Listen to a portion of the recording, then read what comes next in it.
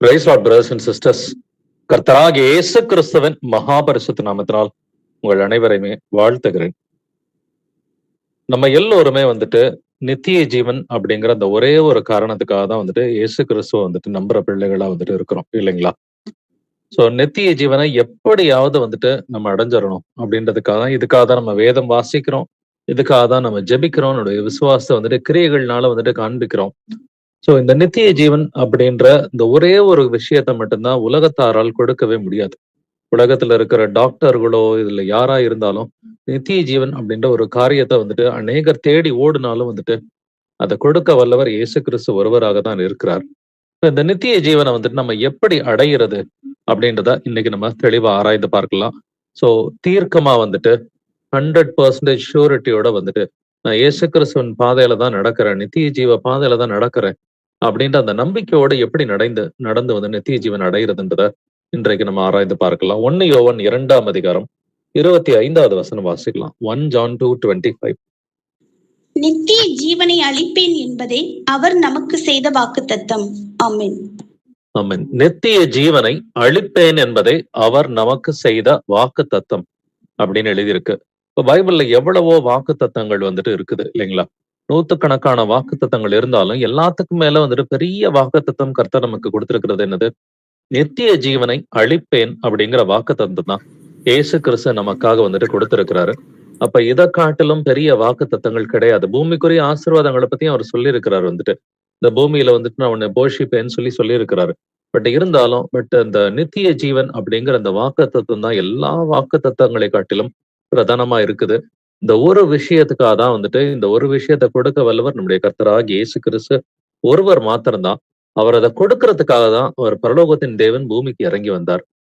அவர் பரலோகத்துல ராஜாதி ராஜாவா அவர் சேரக்கூடாத வழியில் வாசம் செய்கிற தேவனா இருந்தாலும் நமக்கு நித்திய ஜீவனை கொடுக்கணும் அப்படின்றதுக்கு கொடுக்கணும்னு சொன்னாக்க சிலுவை மரணம் அவர் அடையணும். சிலுவை மரணம் அடைந்து அடக்கம் பண்ணப்பட்டு 3ஆம் நாளிலே அவர் உயிர்த்தெழ வேண்டும். இது நியதியா இருக்கிறது. அதனாலதான் அவர் பூமிக்கு இறங்கி வந்தாரு. சோ இந்த நித்திய ஜீவனை குறித்து நம்ம ஆராய்ந்து பார்க்கலாம். யோவான் 6ஆம் அதிகாரம் 47வது வசனம் வாசிக்கலாம். John 6:47. என்னிடத்தில் விசுவாசமாய் இருக்கிறவனுக்கு நித்திய ஜீவன் உண்டென்று மெய்யாகவே மெய்யாகவே உங்களுக்கு சொல்லுகிறேன். ஆமென். என்னிடத்தில் விசுவாசமாய் இருக்கிறவனுக்கு நித்திய ஜீவன் உண்டுன்னு சொல்லி இயேசு கிறிஸ்து எப்படி சொல்றாரு? மெய்யாகவே மெய்யாகவே உங்களுக்கு சொல்லுகிறேன் அப்படின்னு சொல்றாரு. சோ இயேசு கிறிஸ்துவனிடத்தில் விசுவாசம் தெளிவா தீர்க்கமா இருந்துச்சுன்னு சொன்னாக்க அவங்களுக்கு எல்லாம் நித்திய ஜீவன் உண்டு. இந்த விசுவாசம் எப்படி இருக்கணும் அப்படின்றதையும் நம்ம ஆராய்ந்து பார்க்கலாம். இதே யோவான் 6ஆம் அதிகாரத்துல 68வது வசனத்துல வாசிக்கலாம். Verse 68. சீமோன் பேதுரு அவருக்கு பிரதியுத்தரமாக, ஆண்டவரே, யாரிடத்தில் போவோம்? நித்திய ஜீவ வசனங்கள் உம்மிடத்தில் உண்டே. ஆமென். சோ இந்த அதிகாரத்தை நல்லா படிச்சு பாத்துக்குங்க. இயேசு கிறிஸ்து அங்க ஒரு சில வசனங்களை பேசுறாரு. என்னுடைய ரத்தமே மெய்யான பானம்னு சொல்றாரு. என்னுடைய மாம்சமே மெய்யான சாப்பாடு உணவுன்னு சொல்றாரு. நீங்கள் என்னுடைய மாம்சத்தை புசித்து என்னுடைய ரத்தத்தை பானம் பண்ணினாலுடைய உங்களுக்கு நித்திய ஜீவன் இல்லைன்னு சொல்றாரு. அவர் சொன்ன அர்த்தம் யாருக்குமே புரியாததுனால அவருடைய சீஷர்கள் கூட அவரோடு கூட நடக்காமல் போயிட்டாங்க. அநேக சீஷர்கள் அவரை விட்டு பின்வாங்கி போனார்கள்ன்றத 66வது வசனத்துல வாசிக்கிறோம். இயேசு கிறிஸ்துவோட கூட இருந்த சீஷர்கள் ஒருத்தர் 2 பேர் கிடையாது, அநேகர் அன்றைய தினம் அவரை விட்டு பின்வாங்கினாங்க. இது 66ல இருக்குது. 67ல அப்போஸ்தலர்களையும் பார்த்து, நீங்களும் போவதற்கு மனதாயிருந்தால் போங்களே அப்படின்னு சொல்லும் பொழுது பேதுருவினுடைய பதில் எப்படி இருக்குது? ஆண்டவரே, யாரிடத்தில் போவோம்? நித்திய ஜீவ வசனங்கள் உம்மிடத்தில் உண்டே. அப்ப நித்திய ஜீவனுக்கு போற பாதை எப்படி? இது நித்திய ஜீவ வசனங்கள் மூலமா தான் நித்திய ஜீவனுக்கு போக முடியும். அநேகர் இன்னைக்கு இப்ப கத்தோலிக்க சபையை எடுத்துக்கிட்டீங்கன்னா பாரம்பரியத்தை கடைபிடிச்சு நித்திய ஜீவனுக்கு போகலான்னு நினைக்கிறாங்க. பட் இந்த பாரம்பரியம்ன்றது வேதத்துல இல்லாத ஒரு விஷயம். மனித கற்பனைகள். இப்ப திருவிழாக்கள் கொண்டாடுறதோ இல்ல அவங்க பூசை பார்ப்பதோ ஜெபமாலை சொல்வதோ நவநாள் பக்தி முயற்சிகள் எவ்வளவோ கத்தோலிக்க சபையில இருக்குது. சிலை வழிபாடு இருக்குது. இது எதுவுமே வேதத்துல இல்ல. இது எல்லாமே பாரம்பரியத்தின் மூலமா வந்தது. சோ இந்த பாரம்பரியத்தின் மூலமா பரலோகத்துக்கு போகலான்னு அவங்க நினைச்சுக்கிட்டு இருக்கிறாங்க. அவர்கள் பெரிய கூட்டமா தான் இருக்கிறாங்க. பட் இருந்தாலும் நித்திய ஜீவனுக்கு எப்படி போக முடியும்? நித்திய ஜீவ வசனங்கள் உம்மிடத்தில் உண்டு. சோ நித்திய ஜீவ வசனங்கள் மூலமா தான் நித்திய ஜீவனுக்குள்ளார நுழைய முடியும். சோ இந்த நித்திய ஜீவ வசனங்கள் மூலமா தான் நமக்கு விசுவாசம் வருதுன்னு சொல்லி கர்த்தர் சொல்லியிருக்கிறாரு. இதுக்கு முந்தின வசனத்திலேயே வாசித்தோம் வந்துட்டு, என்னிடத்தில் விசுவாசமா இருக்கிறவனுக்கு நித்திய ஜீவன் உண்டுன்னு சொன்னார். முதல் வசனமா நம்ம வாசிச்சது வந்துட்டு, நித்திய ஜீவனை அளிப்பேன் என்பதை கர்த்தர் நமக்கு செய்திருக்கிற வாக்குத்தத்தம். சோ நித்திய ஜீவன் தான் கர்த்தர் நமக்கு கொடுத்திருக்கிற வாக்குத்தத்தத்துல பெரிய வாக்குத்தத்தமா இருக்குது அப்படின்னு சொன்னாக்க வந்துட்டு, இந்த வாக்குத்தத்தம் எப்படி நமக்கு வந்துட்டு கிடைக்கும்? இயேசு கிறிஸ்துவின் மேல் விசுவாசமா இருந்தா. இயேசு கிறிஸ்துவின் மேல எப்படி விசுவாசமா இருக்கணும்? இந்த நித்திய ஜீவ வசனங்களை வந்துட்டு விசுவாசித்தாதான் நித்திய ஜீவனுக்குள்ளர பிரவேசிக்க முடியும். சோ இயேசு கிறிஸ்துவின் மேல விசுவாசம் வளருவது எப்படின்றதை நம்ம ஆராய்ந்து பார்க்கலாம். ரோமர் 10ஆம் அதிகாரம் 17ஆம் வசனம் வாசிக்கலாம். ரோமன்ஸ் 10:17. ஆதலால் விசுவாசம் கேள்வியினாலே வரும், கேள்வி தேவனுடைய வசனத்தினாலே வரும். ஆமென். ஆதலால் விசுவாசம் கேள்வியினாலே வரும், கேள்வி தேவனுடைய வசனத்தினாலே வரும் என்று எழுதியிருக்கிறது. சோ விசுவாசம் எப்படிங்க வரும்? கேள்வின்னாக்க வெறும் கேள்வி கேட்கறது கிடையாது. அநேகர் இதை தவறா புரிஞ்சுக்கிட்டு, ஓ கேள்வி கேட்கணும் போல இருக்குது, அதனால வந்துட்டு நம்ம பைபிளை வந்துட்டு ஏதாவது படிச்சுட்டு ஒரு 100 கேள்வி 200 கேள்வி கேட்டாக்க விசுவாசம் வளரும்னு நினைக்கிறாங்க. இது கேள்வி கேட்கிற விஷயம் இல்ல, கேள்வி ஞானம். கேள்வி ஞானம் என்பது வந்துட்டு கேட்கக்கூடிய ஒரு ஞானம். வசனத்தை யாராவது நமக்கு போதிக்கும் பொழுது அதை நம்ம வந்துட்டு கூர்ந்து கவனிக்கிறோம், பொறுமையா வந்துட்டு கேட்கிறோம். சோ விசுவாசம் கேள்வியினாலே வரும், கேள்வி தேவனுடைய வசனத்தினாலே வரும் அப்படின்னு சொல்லி வேதம் சொல்லுது. சோ வசனத்தின் மூலமா மட்டும்தான் விசுவாசம் வரும். சோ நித்திய ஜீவனை அளிப்பேன் என்பதை இயேசு கிறிஸ்து நமக்கு கொடுத்திருக்கிற பெரிய வாக்குத்தத்தமா இருக்குது. இந்த நித்திய ஜீவன் எப்படி கிடைக்கும்? அவர் மேல விசுவாசமா இருந்தாதான் கிடைக்கும். அவர் மேல விசுவாசமா இருக்கிறதுக்கு எனக்கு என்ன வேணும்? நித்திய ஜீவ வசனங்கள் வந்துட்டு வேணும். இந்த நித்திய ஜீவ வசனங்கள் மூலமா எனக்கு என்ன கிடைக்குது வந்துட்டு? விசுவாசம் கிடைக்குதுன்னு சொல்லி வந்துட்டு வேதம் சொல்லுது. பட் இந்த நித்திய ஜீவ வசனங்களை நான் எப்படி படிக்கணும் அப்படின்றத நம்ம வந்துட்டு செக் பண்ணி பார்க்கலாம். யோவான் 5ஆம் அதிகாரம் 39ஆம் வசனம் வாசிக்கலாம். ஜான் 5:39.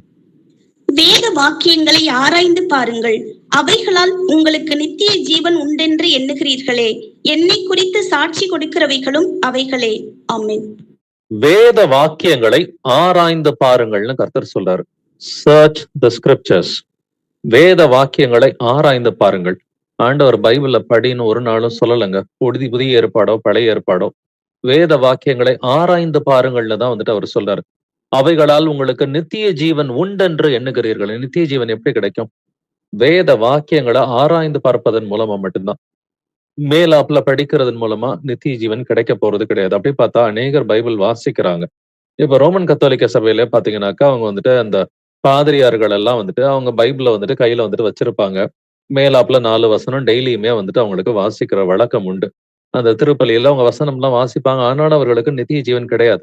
ஏன்னாக்கா அவங்க அந்த பைபிளை வந்துட்டு எதற்காக பயன்படுத்துறாங்க? அவங்களுடைய பாரம்பரியத்தை நிலைநாட்டுவதற்காக தான் பைபிளையும் வந்துட்டு பயன்படுத்துறாங்களே ஒழிய வேத வாக்கியங்களை ஆராய்ந்து பார்க்கிறது கிடையாது. சோ பைபிளை வந்துட்டு மேலாப்ல படிச்சா நித்திய ஜீவன் வந்துட்டு கிடையாது. ஆனால் வேத வாக்கியங்களை ஆராய்ந்து பார்க்கும் பொழுது நமக்கு வந்துட்டு அதுல நித்திய ஜீவன் கிடைக்குது அப்படின்னு சொல்லி இயேசு கிறிஸ்துவே சொல்லியிருக்கிறாரு. ஏசாயா 34:16 வாசிக்கலாம். இசையா 34:16. கர்த்தருடைய புஸ்தகத்திலே தேடி வாசியுங்கள், இவைகளில் ஒன்றும் குறையாது, இவைகளில் ஒன்றும் ஜோடில்லாதிராது. அவருடைய வாய் இதை சொல்லிற்று, அவருடைய ஆவி அவைகளை சேர்க்கும். ஆமென். ஆமென். கர்த்தருடைய புஸ்தகத்திலே தேடி வாசியுங்கள்னு சொல்லி இயேசு கிறிஸ்து வந்துட்டு எழுதி இருக்கிறாரு இல்லைங்களா? எப்படி வாசிக்கணும்? தேடி தேடி வாசிக்கணும். இப்ப நீங்க மத்தேயு 13ஆம் அதிகாரம் படிச்சு பாத்தீங்கன்னாலோ, இல்ல மார்க் 4ஆம் அதிகாரம், லூக்கா 8வது அதிகாரம், இந்த 3 அதிகாரங்களையும் நீங்க எடுத்து படிச்சு பாத்தீங்கன்னா ஒரே விஷயம் தான் இருக்கும். விதைக்கிறவனுடைய அந்த ஓமை. இயேசு கிறிஸ்து சொல்லிய ஓமைகள் வந்துட்டு பாத்தீங்கன்னா மத்தேயு 13, மார்க் 4, லூக்கா 8ல இருக்கும். கர்த்தர் இதெல்லாம் இப்படிதான் வாசிக்க சொல்றார். தேடி தேடி வாசிக்க சொல்றார். நீங்க மத்தேயு முடிச்சுட்டு மார்க் போகும் பொழுது, மார்க் 4ஆம் அதிகாரத்துல அந்த விதைக்கிறவனுடைய ஊமையை வந்துட்டு வாசிக்கும் பொழுது, இது எங்கேயோ படிச்ச மாதிரி இருக்குது, எங்க படிச்சோம் அப்படின்னு சொல்லி மத்தேயு 13க்கு மீண்டும் போய் 2யும் கம்பேர் பண்ணி படிச்சீங்கன்னா நீங்க என்ன செய்றீங்க? வேத வாக்கியங்களை ஆராய்ந்து பார்க்கிறீங்க. கர்த்தருடைய புஸ்தகத்தை வந்துட்டு தேடி வாசிக்கிறீங்க. அடுத்து மத்தேயு மார்க்க முடிச்சுட்டு வந்துட்டு அடுத்து லூக்காவுக்கு வரும் பொழுது, லூக்கா 8ஆம் அதிகாரத்தை வாசிக்கும் பொழுது அதே விதைக்கிறவன் ஓமை வரும் பொழுது, இதை ஏற்கனவே எங்கேயோ மார்க் மத்தேயுல வாசிச்சோமேன்னு சொல்லி தேடி போய் கம்பேர் பண்ணி வாசிச்சீங்கன்னாக்க, இதுதான் கர்த்தருடைய புஸ்தகத்தை வந்துட்டு தேடி வாசிக்கிறது. கர்த்தருடைய புஸ்தகத்தை வந்துட்டு ஆராய்ந்து பார்க்கிற விதம் இதுதான். இப்ப கடைசி காலங்களுக்கான தீர்க்க தரிசனங்களை நீங்க ஆராய்ந்து பாக்குறீங்களா? அப்படி பார்க்கும் பொழுது மத்தேயு 24 நீங்க படிச்சாலும் சரி, மார்க் 13ஆம் அதிகாரம் படிச்சாலும் சரி, லூக்கா 21ஆம் அதிகாரம் படிச்சாலும் சரி, ஒரே மாதிரியே வந்துட்டு இருக்கும். ஒரே மாதிரி காரியங்கள தான் வந்துட்டு இயேசு கிறிஸ்து இந்த 3 அதிகாரங்கள்ல பேசியிருக்கிறாரு. சோ நீங்க மத்தேய முடிச்சுட்டு வந்துட்டு அடுத்து மார்க் வரும்பொழுது 13ஆம் அதிகாரம் வாசிக்கும் பொழுது, இந்த கடைசி கால தீர்க்க தரிசனங்கள் வந்துட்டு ஆண்டவர் சொல்லும் பொழுது, இத எங்கேயோ மத்தேயுல படிச்சிருக்கிறோமே, எங்க படிச்சோம்ன்னு சொல்லிட்டு, நேரா வந்துட்டு மத்தேயுல போய் 24வது அதிகாரத்த நீங்க வாசிச்சு கம்பேர் பண்ணி பார்க்கலாம். அதே மாரி லூக்கா 21க்கு வரும்பொழுது, இது ஏற்கனவே மத்தேயு, மார்க்ல படிச்சோமேன்னு சொல்லிட்டு, மத்தேயு 24, மார்க் 13, லூக்கா 21 இதெல்லாம் கம்பேர் பண்ணி படிச்சு பார்த்தீங்கன்னா, இன்னும் அதிகமான புரிதல வந்துட்டு கர்த்தர் வந்துட்டு குடுப்பார். சோ கர்த்தருடைய வேத வாக்கியங்கள நம்ம ஆராய்ந்து பார்க்கணும். அவருடைய புஸ்தகத்துல தேடி, தேடி, தேடி ரிசர்ச் பண்ணி வாசிக்கணும். இப்படிதான் வந்துட்டு விசுவாசம் நமக்கு வளரும்னு சொல்லி கர்த்தர் வந்துட்டு சொல்றாரு. வேத வாக்கியங்கள வாசிக்காம, வேத வாக்கியங்கள ஆராய்ந்து பார்க்காம நித்திய ஜீவன் கிடையாது பிரதர்ஸ் அண்ட் சிஸ்டர்ஸ். இது ஆராய்ந்து பார்க்க வேண்டியது ஒவ்வொருவருடைய கடமையா வந்துட்டு இருக்குது. யாரோ வந்துட்டு ஒரு பிரதர் சொல்றாரு, அதனால நான் வந்துட்டு அப்படியே ஏத்துக்கிறேன். அப்படின்ற அவசியம் வந்துட்டு யாருக்குமே கிடையாது. இங்க எந்த வசனம் போதிக்கப்பட்டாலும், இது சரிதானான்னு சொல்லி செக் பண்ணி பார்க்க வேண்டியது உங்களுடைய கடமையா இருக்குது. அத நம்ம செய்றோமா? நம்மை நாமே நிதானிக்கிறவர்களா வந்துட்டு இருப்போம். சோ இதெல்லாம் கரெக்ட் தானா? இது கரெக்ட் தானான்னு நீங்க செக் பண்ணும் பொழுது, அது கரெக்ட்டா இருக்கிற பட்சத்துல கர்த்தர் இன்னும் அதிகமான வசனங்களை கொண்டு உங்களுக்கு வந்துட்டு தெளிவூட்டுவார் வந்துட்டு. சோ ஒரு ஒரு 5 வசனம் போதிக்கப்படுறப்ப, 10 வசனம் போதிக்கப்படுறப்ப, அத எடுத்துட்டு போய் நீங்க வீட்ல போய் ஆராய்ந்து பார்க்கணும். இது சரிதானா? இவங்க இப்படி சொல்றாங்களே, இது சரிதானா? ஆராய்ந்து பார்க்கலாம்ன்னு ஆராய்ந்து பார்க்கும் பொழுது, இன்னும் அதிகமான வசனங்களோட கர்த்தர் வந்துட்டு அந்த தெளிவ வந்துட்டு நமக்கு நிச்சயமா வந்துட்டு குடுப்பாரு. அதனால போதிக்கப்படுற எல்லா வசனங்களையும் நம்ம ஆராய்ந்து பார்க்கிறோமா? இல்ல அப்படியே நம்ம ஏத்துக்கிறோமா? அப்படின்னு சொல்லி நம்மை நாமே நிதானிக்கிறவர்களா இருப்போம். இல்ல வேத வாக்கியங்கள வந்துட்டு நம்ம முழுமையா வந்துட்டு ஆதியாகமத்திலிருந்து வெளிப்படுத்தின விசேஷம் வரைக்கும் ஒரு முறையாவது வாழ்க்கையில படிச்சிருக்கிறோமா? நம்மை நாமே நிதானிக்கிறவர்களா இருப்போம். பைபிள் முழுக்க வந்துட்டு ஒரு முறையாவது வந்துட்டு நம்ம ஆராய்ந்து பார்த்திருக்கிறோமா? படிக்கிறதுன்றது வேற பிரதர்ஸ் அண்ட் சிஸ்டர்ஸ். சின்ன பிள்ளைங்க கூட பார்த்தீங்கன்னாக்கா, ஒரு 1 வருஷம், 2 வருஷம், 3 வருஷம் ட்ரெயின் பண்ணீங்கன்னா, பைபிள் முழுக்க முடிச்சிருங்க. நீங்க ஒரு 5 வயசுல இருந்து ஒரு குழந்தைய ட்ரெயின் பண்ணீங்கன்னாக்க, அந்த குழந்தை வந்துட்டு அங்கிட்டு ஒரு 5 வருஷத்துல வந்துட்டு பார்த்தீங்கன்னாக்கா, நெறைய டைம்ஸ் பைபிள் படிச்சு முடிக்கிறதுக்கு எல்லா வாய்ப்புகளும் வந்துட்டு இருக்குது. பட் வேத வாக்கியங்கள ஆராய்ந்து பார்க்கிறோமா? பைபிள் முழுக்க ஒவ்வொரு அதிகாரத்தையா நீங்க ஆராய்ந்து பார்த்திருக்கிறீங்களா? சரி அட்லீஸ்ட் புதிய ஏற்பாட வந்துட்டு ஒவ்வொரு அதிகாரத்தையும் ஆராய்ந்து பார்த்து படிச்சிருக்கிறோமா? ஏன்னா இப்ப ஒரு சிலர் வந்துட்டு 2 தடவ, 3 தடவ, 4 தடவ புதிய ஏற்பாடு படிச்சிருக்கிறதுக்கு வாய்ப்புகள்லாம் இருக்குது. ஓகே நம்ம படிச்சுட்டோம். என்ன இருக்குதுன்றது நமக்கு தெரியும். பட் ஆராய்ந்து பார்த்திருக்கிறோமான்னு சொல்லி நம்மை நாமே நிதானிக்கிறவர்களா இருப்போம். ஏன்னா ஆராய்ந்து பார்க்கும் பொழுது தான் வந்துட்டு அநேக ரகசியங்கள வந்துட்டு கண்டுபிடிக்க முடியும். நமக்கு தெளிவான விசுவாசம் வந்துட்டு ஆராய்ந்து பார்க்கும் பொழுது தான் வந்துட்டு வரும். நித்திய ஜீவ பாதையில வந்துட்டு உறுதிப்படுறது ஆராய்ந்து பார்க்கும் பொழுது தான் உறுதிப்படுது வந்துட்டு. சோ நம்ம ஆராய்ந்து பார்க்கிறதுக்கு நேரத்த செலவழிக்கிறோமா? அதையும் நம்ம யோசிச்சு பார்க்கலாம். ஏன்னா ஆராய்ந்து பார்க்கிறதுக்கு உங்களுக்கு நேரமும் வந்துட்டு தேவை.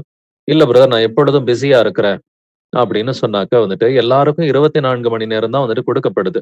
நான் ஒரு சிலர் நான் ரொம்ப பிஸியா இருக்கிறேன்னு சொல்லிட்டு கூடுகை கூட வரமாட்டேன்றாங்க. சோ நம்ம சபை கூடி வருதலை விட்டு விடாதீங்கன்னு சொல்லி கர்த்தர் வந்துட்டு சொல்றாரு. சோ சபை கூடுதல் வர முடியாத அளவுக்கு வந்துட்டு ஒரு சிலர் வந்துட்டு பிஸியா இருந்து, உலக தேவைகள சந்திக்கிறதும், பணம் சம்பாரிக்கிறது இப்படி எல்லாம் பிஸியா இருந்தாக்க, அது கர்த்தருக்கு எந்த விதத்திலயும் வந்துட்டு பிரியமா வந்துட்டு இருக்கவே இருக்காது. சோ தினம்தோறும் வேத வாக்கியங்கள ஆராய்ந்து பார்க்கணும். அதுக்கு நேரத்த வந்துட்டு ஒதுக்கியே வந்துட்டு ஆகணும். இல்ல பிரதர் எனக்கு நேரம் இல்லன்னா, ஆண்டவர் வந்துட்டு சொல்றாரு வந்துட்டு, "நாட்கள் பொல்லாதவைகளா இருக்குது. காலத்த பிரயோஜனப்படுத்திக்கோ" அப்படிங்கிறாரு. ரெடீம் த டைம்ன்னு அவரு எழுதி இருக்கிறார். ரெடீம் த டைம்ன்னு சொன்னாக்க என்ன அர்த்தம்? எங்கேயோ வீணடிக்கிற டைம வந்துட்டு நீ மீட்டெடுத்து, நீ வந்துட்டு வேத வாக்கியங்கள ஆராய்ந்து பார்க்கிறதுக்கும், ஜெபம் பண்றதுக்கும் வந்துட்டு அந்த டைம நீ பயன்படுத்துன்னு சொல்லி வந்துட்டு கர்த்தர் சொல்றாரு. சோ ஆவியானவர் நமக்கு இன்னைக்கு சொல்றது வந்துட்டு, நம்ம வேத வாக்கியங்கள ஆராய்ந்து பார்க்கணும். எப்படி? டைம ரெடீம் பண்ணி வந்துட்டு ஆராய்ந்து பார்க்கணும் வந்துட்டு. அட்லீஸ்ட் முதல்ல புதிய ஏற்பாட்டுல தொடங்கி ஒவ்வொரு அதிகாரத்தையும் வந்துட்டு ஆராய்ந்து பார்க்கிற பிள்ளைகளா இருக்கணும். ஏற்கனவே சொன்ன அந்த 2 எக்ஸாம்பிள்ஸ் படி, விதை விதைக்கிறன்னு ஓமம் வந்துட்டு, அது வந்துட்டு மத்தேயு 13ல, மார்க் 4ஆம் அதிகாரம், லூக்கா 8வது அதிகாரம். இத கம்பேர் பண்ணி வாசிக்கலாம். சோ இந்த சினாப்டிக் காஸ்பல்ஸ்ன்னு சொல்லுவோம். மத்தேயு, மார்க், லூக்காவ மட்டும் இந்த 3 சுவிசேஷங்கள வந்துட்டு சினாப்டிக் காஸ்பல்ஸ்ன்னு சொல்லி சொல்லுவோம். ஒரே மாதிரியான கருத்துக்கள் தான் பதிவிடப்பட்டிருக்கு வந்துட்டு. சோ உவமைகளா இருக்கட்டும் வந்துட்டு நெறைய காரியங்கள் வந்துட்டு பாத்தீங்கன்னா, இது 3லயும் ஒரே மாதிரி தான் வந்துட்டு இருக்கும். சோ இத நம்ம கம்பேர் பண்ணி வாசிக்கலாம். கடைசி காலங்களுக்கான தீர்க்க தரிசனங்கள வாசிக்கும் பொழுது, மத்தேயு 24 இல்ல மார்க் 13 இல்ல லூக்கா 21 ஒரு சில பகுதிகள் லூக்கா 17ல கூட வந்துட்டு இருக்கும். இப்படி நீங்க கம்பேர் பண்ணி வாசிக்கும் பொழுது, அப்பதான் விசுவாசத்துல வந்துட்டு நல்லாவே பலப்பட முடியும். இதுவரைக்கும் நம்ம பைபிள வாசிச்சிருக்கிறோமா? இல்ல ஆராய்ந்து பார்த்திருக்கிறோமா? நம்மை நாமே நிதானிக்கிறவர்களா இருப்போம். அப்போஸ்தலர் 13ஆம் அதிகாரம் 46வது வசனத்தை வாசிக்கலாம். ஆக்ட்ஸ் 13:46. அப்பொழுது பவுலும் பர்னபாவும் தைரியம் கொண்டு அவர்களை நோக்கி, முதலாவது உங்களுக்கே தேவ வசனத்தை சொல்ல வேண்டியதா இருந்தது.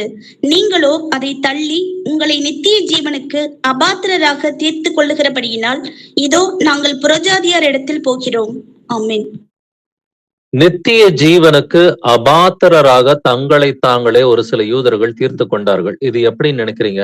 முதலாவது வந்துட்டு யூதர்களுக்கு தான் இவங்க போய் போதிச்சாங்க. பவுலும் பர்னபாவும் வந்துட்டு யூதர்களுக்கு சுவிசேஷத்தை வந்துட்டு அறிவிச்சாங்க. பட் அந்த சுவிசேஷத்தை ஏத்துக்காம அவங்க என்ன பண்ணிட்டாங்க? அதை தள்ளிட்டாங்க. சோ வசனங்களை வந்துட்டு ஏத்துக்காம தள்ளிட்டதுனால என்ன ஆயிடுச்சு?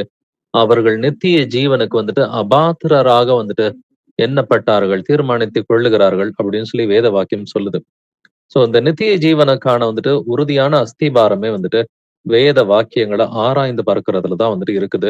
மேலாப்ல வாசிக்கிறதுல கிடையவே கிடையாது பிரதர்ஸ் அண்ட் சிஸ்டர்ஸ். நம்ம ஆராய்ந்து பார்த்திருக்கிறோமா? தனிப்பட்ட முறையில ஆராய்ந்து பார்த்திருக்கிறோமா? தெரிஞ்ச விஷயத்த குடும்பத்தோட ஒரு பைபிள் ஸ்டடி வந்துட்டு பண்ணியிருக்கிறீங்களா? உங்களுடைய குடும்பங்கள்ல வந்துட்டு அட்லீஸ்ட் புதிய ஏற்பாடை வந்துட்டு நீங்க ரிசர்ச் பண்ணி கணவன் மனைவி பிள்ளைகளா ரிசர்ச் பண்ணி வந்துட்டு நீங்க சொல்லி கொடுத்துருக்கிறீங்களா? உங்க மனைவிக்கோ இல்ல வந்துட்டு உங்களுடைய பிள்ளைகளுக்கோ வந்துட்டு குடும்பமா உட்காந்து ரிசர்ச் பண்றீங்களா? நம்மை நாமே நிதானிக்கிறவர்களா இருப்போம். ரோமர் 6ஆம் அதிகாரம் 18ஆம் வசனம் வாசிக்கலாம். ரோமன் 6:18.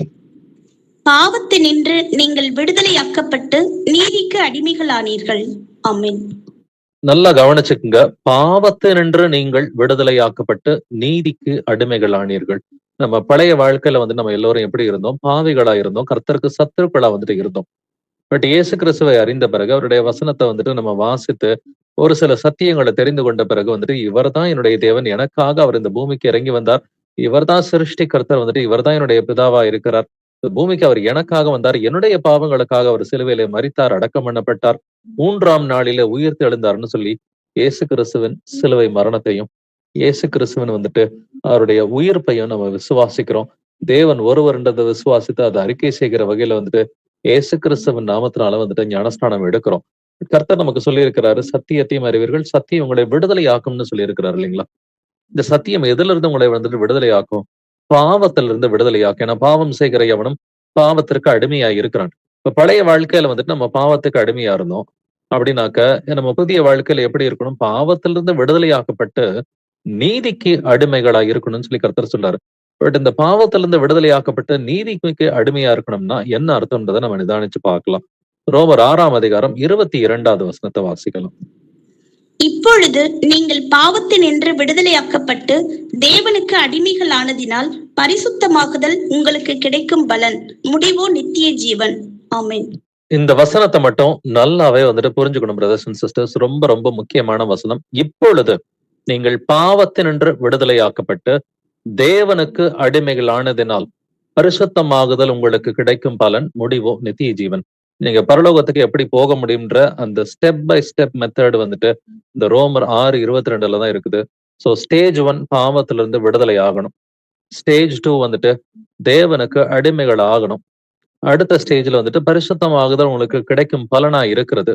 கடைசியா என்ன கிடைக்குது? நித்திய ஜீவன் கிடைக்குது. சோ நீங்க நித்திய ஜீவனுக்கு போகணும்னா முதல்ல பாவத்திலிருந்து விடுதலை ஆகணும், 2வது தேவனுக்கு அடிமைகள் ஆகணும், வந்துட்டு 3வது பரிசுத்தமாகுதல் வந்துட்டு உங்களுக்கு கிடைக்கும்.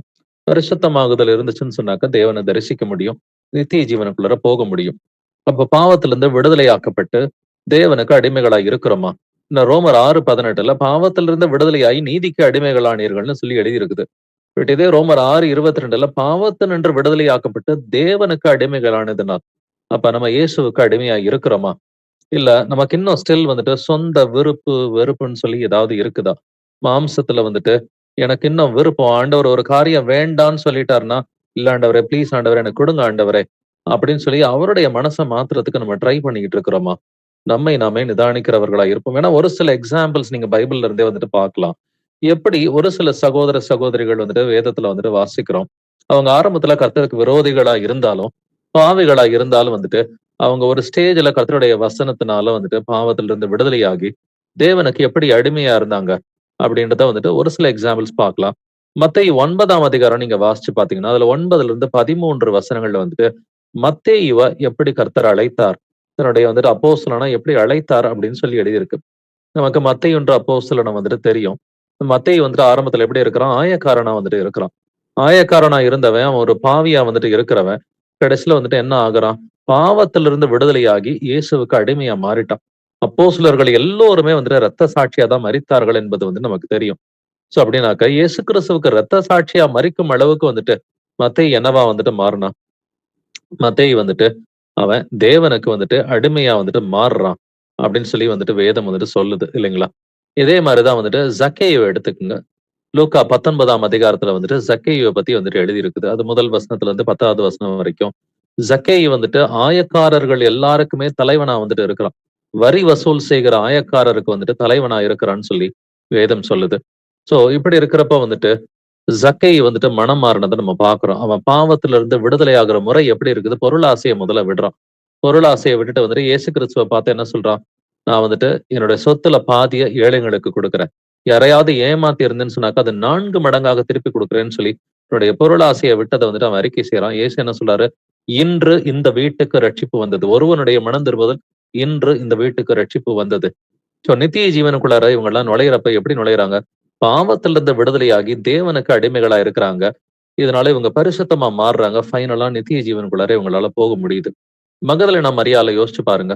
மகதலேனா மரியாள பத்தி வந்துட்டு யோவான் 20ஆம் அதிகாரத்துல எழுதியிருக்குது. லூக்கா 8ஆம் அதிகாரத்துல வந்துட்டு எழுதியிருக்குது. இவங்கள பத்தி அநேக இடத்துல வந்துட்டு சுவிசேஷத்துல மகதலேனா மரியாள பத்தி வந்துட்டு எழுதியிருக்குது. இவங்க கிட்ட இருந்தா இயேசு கிறிஸ்து பிசாச விரட்டினாருன்றத நம்ம வாசிக்கிறோம். சோ பிசாசு பிடித்த ஒரு மகளா தான் வந்துட்டு அவ இருந்தா.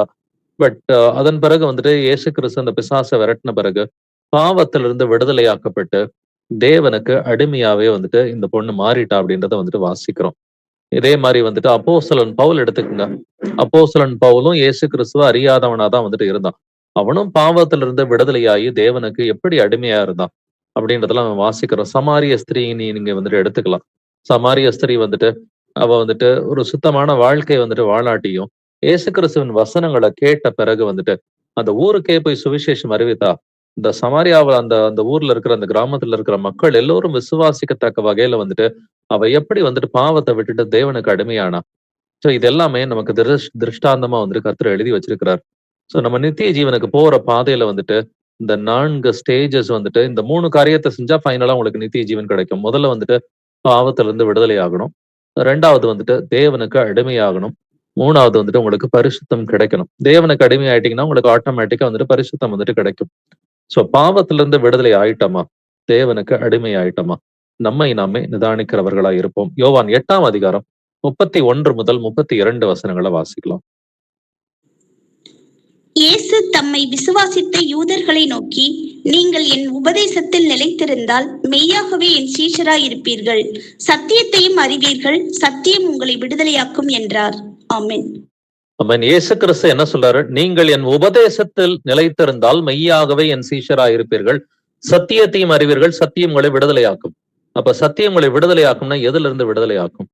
நம்ம கள்ள சபைகள்ல இருந்து விடுதலை ஆயிட்டோம். கள்ள போதகர்கள்ட்ட இருந்து விடுதலை ஆயிட்டோம் வந்துட்டு. எவ்வளவு அந்த உலகத்தின் வழிபாடுகள்ல இருந்து நம்ம விடுதலை ஆயிட்டோம். பாவத்திலிருந்து விடுதலை ஆயிட்டோமா? நம்மை நாமே நிதானிக்கிறவர்களா இருப்போம். நீங்கள் பாவத்தினின்று விடுதலையாக்கப்பட்டு அப்படின்னு சொல்லி வசனம் வந்துட்டு சொல்லுது. சோ பாவத்தினின்று விடுதலையாக்கப்பட்டு தேவனுக்கு நம்ம அடிமைகளா வந்துட்டு இருக்கிறோமா? இல்ல நமக்கு இன்னும் வந்துட்டு சுய இச்சைகள் வந்துட்டு இருக்குதா? இல்ல வந்துட்டு நமக்குன்னு சொல்லி ஆண்டவரே இந்த விஷயத்துல எல்லாம் நீங்க தலையிடாதீங்க. அப்படின்ற மாரி வந்துட்டு ஒரு பிரைவேட் ஸ்பேஸ் நம்ம இருதயத்துல வந்துட்டு இருக்குதா? இதெல்லாம் வந்துட்டு என்ன கர்த்தர் கேள்வி கேட்கவே கூடாது. இத எந்த சகோதர சகோதரிகளும் ஆவிக்குரிய ரீதியில இருக்கிற சகோதர சகோதரிகளும் என்னை கேள்வி கேட்கக்கூடாது. இது என்னுடைய பிரைவேட் ஸ்பேஸ் அப்படின்ற மாரி வந்துட்டு கர்த்தரை எங்கிட்டாவது ஒரு இடத்துல இருதயத்துல நம்ம ஒதுக்கி வச்சிருக்கிறோமா? 95% இருதயத்துல இடம் கொடுத்துட்டு 5% நமக்குன்னு சொல்லி விருப்பங்கள் இல்ல வந்துட்டு வெறுப்புகள் ஏதாவது வந்துட்டு இருக்குதா? நம்மை நாமே நிதானிக்கிறவர்களா இருப்போம். ஏன்னா ஒரு காரியத்த செய்யன்னு சொன்னாக்கா செஞ்சுதான் ஆகணும். வேற வழி இல்ல. நான் யோனா கிட்ட வந்துட்டு கர்த்தர் வந்துட்டு சொன்னாரு. நீ போய் வந்துட்டு நீ தீர்க்க தரிசனம் உரைக்கணும்டா அப்படின்றது வந்து நினிவே பட்டணத்துக்கு போக சொன்னாரு. அவனுக்கு போறதுக்கு பிடிக்கல. ஆனா கர்த்தர் சொன்னதுதான்.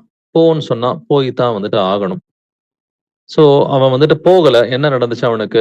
அவன தூக்கி கடல்ல போடுற மாரி ஒரு பெரிய வந்துட்டு ஆண்டவர் வந்துட்டு ஒரு காற்ற வந்துட்டு கொண்டு வந்தாரு. அவன் கடல்ல வந்துட்டு போனான். மீனின் வயித்துக்குள்ளார போனான். கடைசியில அந்த மீன் வந்துட்டு எங்க அவன வந்துட்டு துப்புச்சு? அதே நினிவே பட்டணத்தோட அந்த கடற்கரையில தான் துப்புச்சு. சோ கர்த்தர் ஒரு காரியத்தை செய்யுன்னு சொன்னாக்கா செஞ்சுதான் ஆகணும். அவரோட மனசை மாத்துறதுக்கு ட்ரை பண்ண கூடாது. அதே மாதிரி கர்த்தர் ஒரு காரியத்தை செய்யாதேன்னு சொன்னாலும் அதை செய்யக்கூடாது. பிலேயாம் தீர்க்கதரிசி எடுத்துக்குங்க. பிலேயாம் தீர்க்கதரிசி கிட்ட நீ போகாதடா, நீ கிளம்பி போய் என்னுடைய மக்களை நீ சபிக்கிறதுக்காக நீ வந்துட்டு அந்த ராஜா கூப்பிடுறான், நீ போகாதன்னு சொல்லி கர்த்தர் சொன்னாரு. ஆனா அவன் என்ன பண்ணா வந்துட்டு அவனுக்கு அந்த தங்கம், பொண்ணு, வெள்ளி இதன் மேல வந்துட்டு ரொம்ப வந்துட்டு இச்சை இருந்ததுனால கர்த்தருடைய சித்தத்தை மாத்துறதுக்கு ட்ரை பண்றான். 2வது வாட்டி கர்த்தர்ட்ட நெக்ஸ்ட் டே வந்துட்டு கேட்கறான். அடுத்த நாள் வந்துட்டு ஆண்டவரே இவங்க வந்துட்டு வந்திருக்கிறாங்க ஆண்டவரே, நான் இவங்களோட போகட்டா அப்படின்னு சொல்லி செகண்ட் டைம் கேட்கிறப்ப கர்த்தர் வந்துட்டு போ அப்படின்னு சொல்லி அவனை வந்துட்டு அனுமதிச்சுட்டு, ஆனா உருவிய பட்டயத்தோடு அவர் எதிர்பட்டு வந்துட்டு நின்றாருன்னு சொல்லி வசனம் சொல்லுது. சோ கர்த்தருடைய சித்தத்தை வந்துட்டு எந்த விஷயத்திலயும் மாத்துறதுக்கு நாம ட்ரை பண்ணக்கூடாது. சோ அவர் வேணும்னு சொன்னாக்க அதை வந்துட்டு செய்யணும். அதுவும் சந்தோஷமா வந்துட்டு செய்யணும். அவர் வேண்டாம்னு சொன்னா அதையும் சந்தோஷமா வந்துட்டு விட்டுறணும். அதனாலதான் வேத வாக்கியம் சொல்லுது வந்துட்டு நமக்கு ரோமர் 12ஆம் அதிகாரத்துல வந்துட்டு நீங்க முதல் 2 வசனங்களை வாசிச்சு பார்க்கும் பொழுது, நம்ம இந்த பிரபஞ்சத்திற்கு ஒத்த வேஷம் தெரியாமல் தேவனுடைய நன்மையும் பிரியமும் பரிபூரணமான சித்தம் என்பதை வந்துட்டு நம்ம பகுத்தறியணும்னு சொல்லி வேதம் சொல்லுது.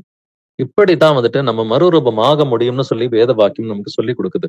சோ தேவனுடைய நன்மையும் பிரியமும் பரிபூரணமான சித்தம் நமக்கு ஒவ்வொரு காரியத்திலையும் தெரியுமா அப்படின்றத நம்மை நாமே நிதானித்து பார்ப்பவர்களா வந்துட்டு இருப்போம். பாவத்துல இருந்து விடுதலை ஆயிட்டோமா, தேவனுக்கு அடிமைகள் ஆயிட்டோமா? ஏன்னா விடுதலைன்றது பாவத்துல தான் வந்துட்டு நமக்கு விடுதலை வேணும்.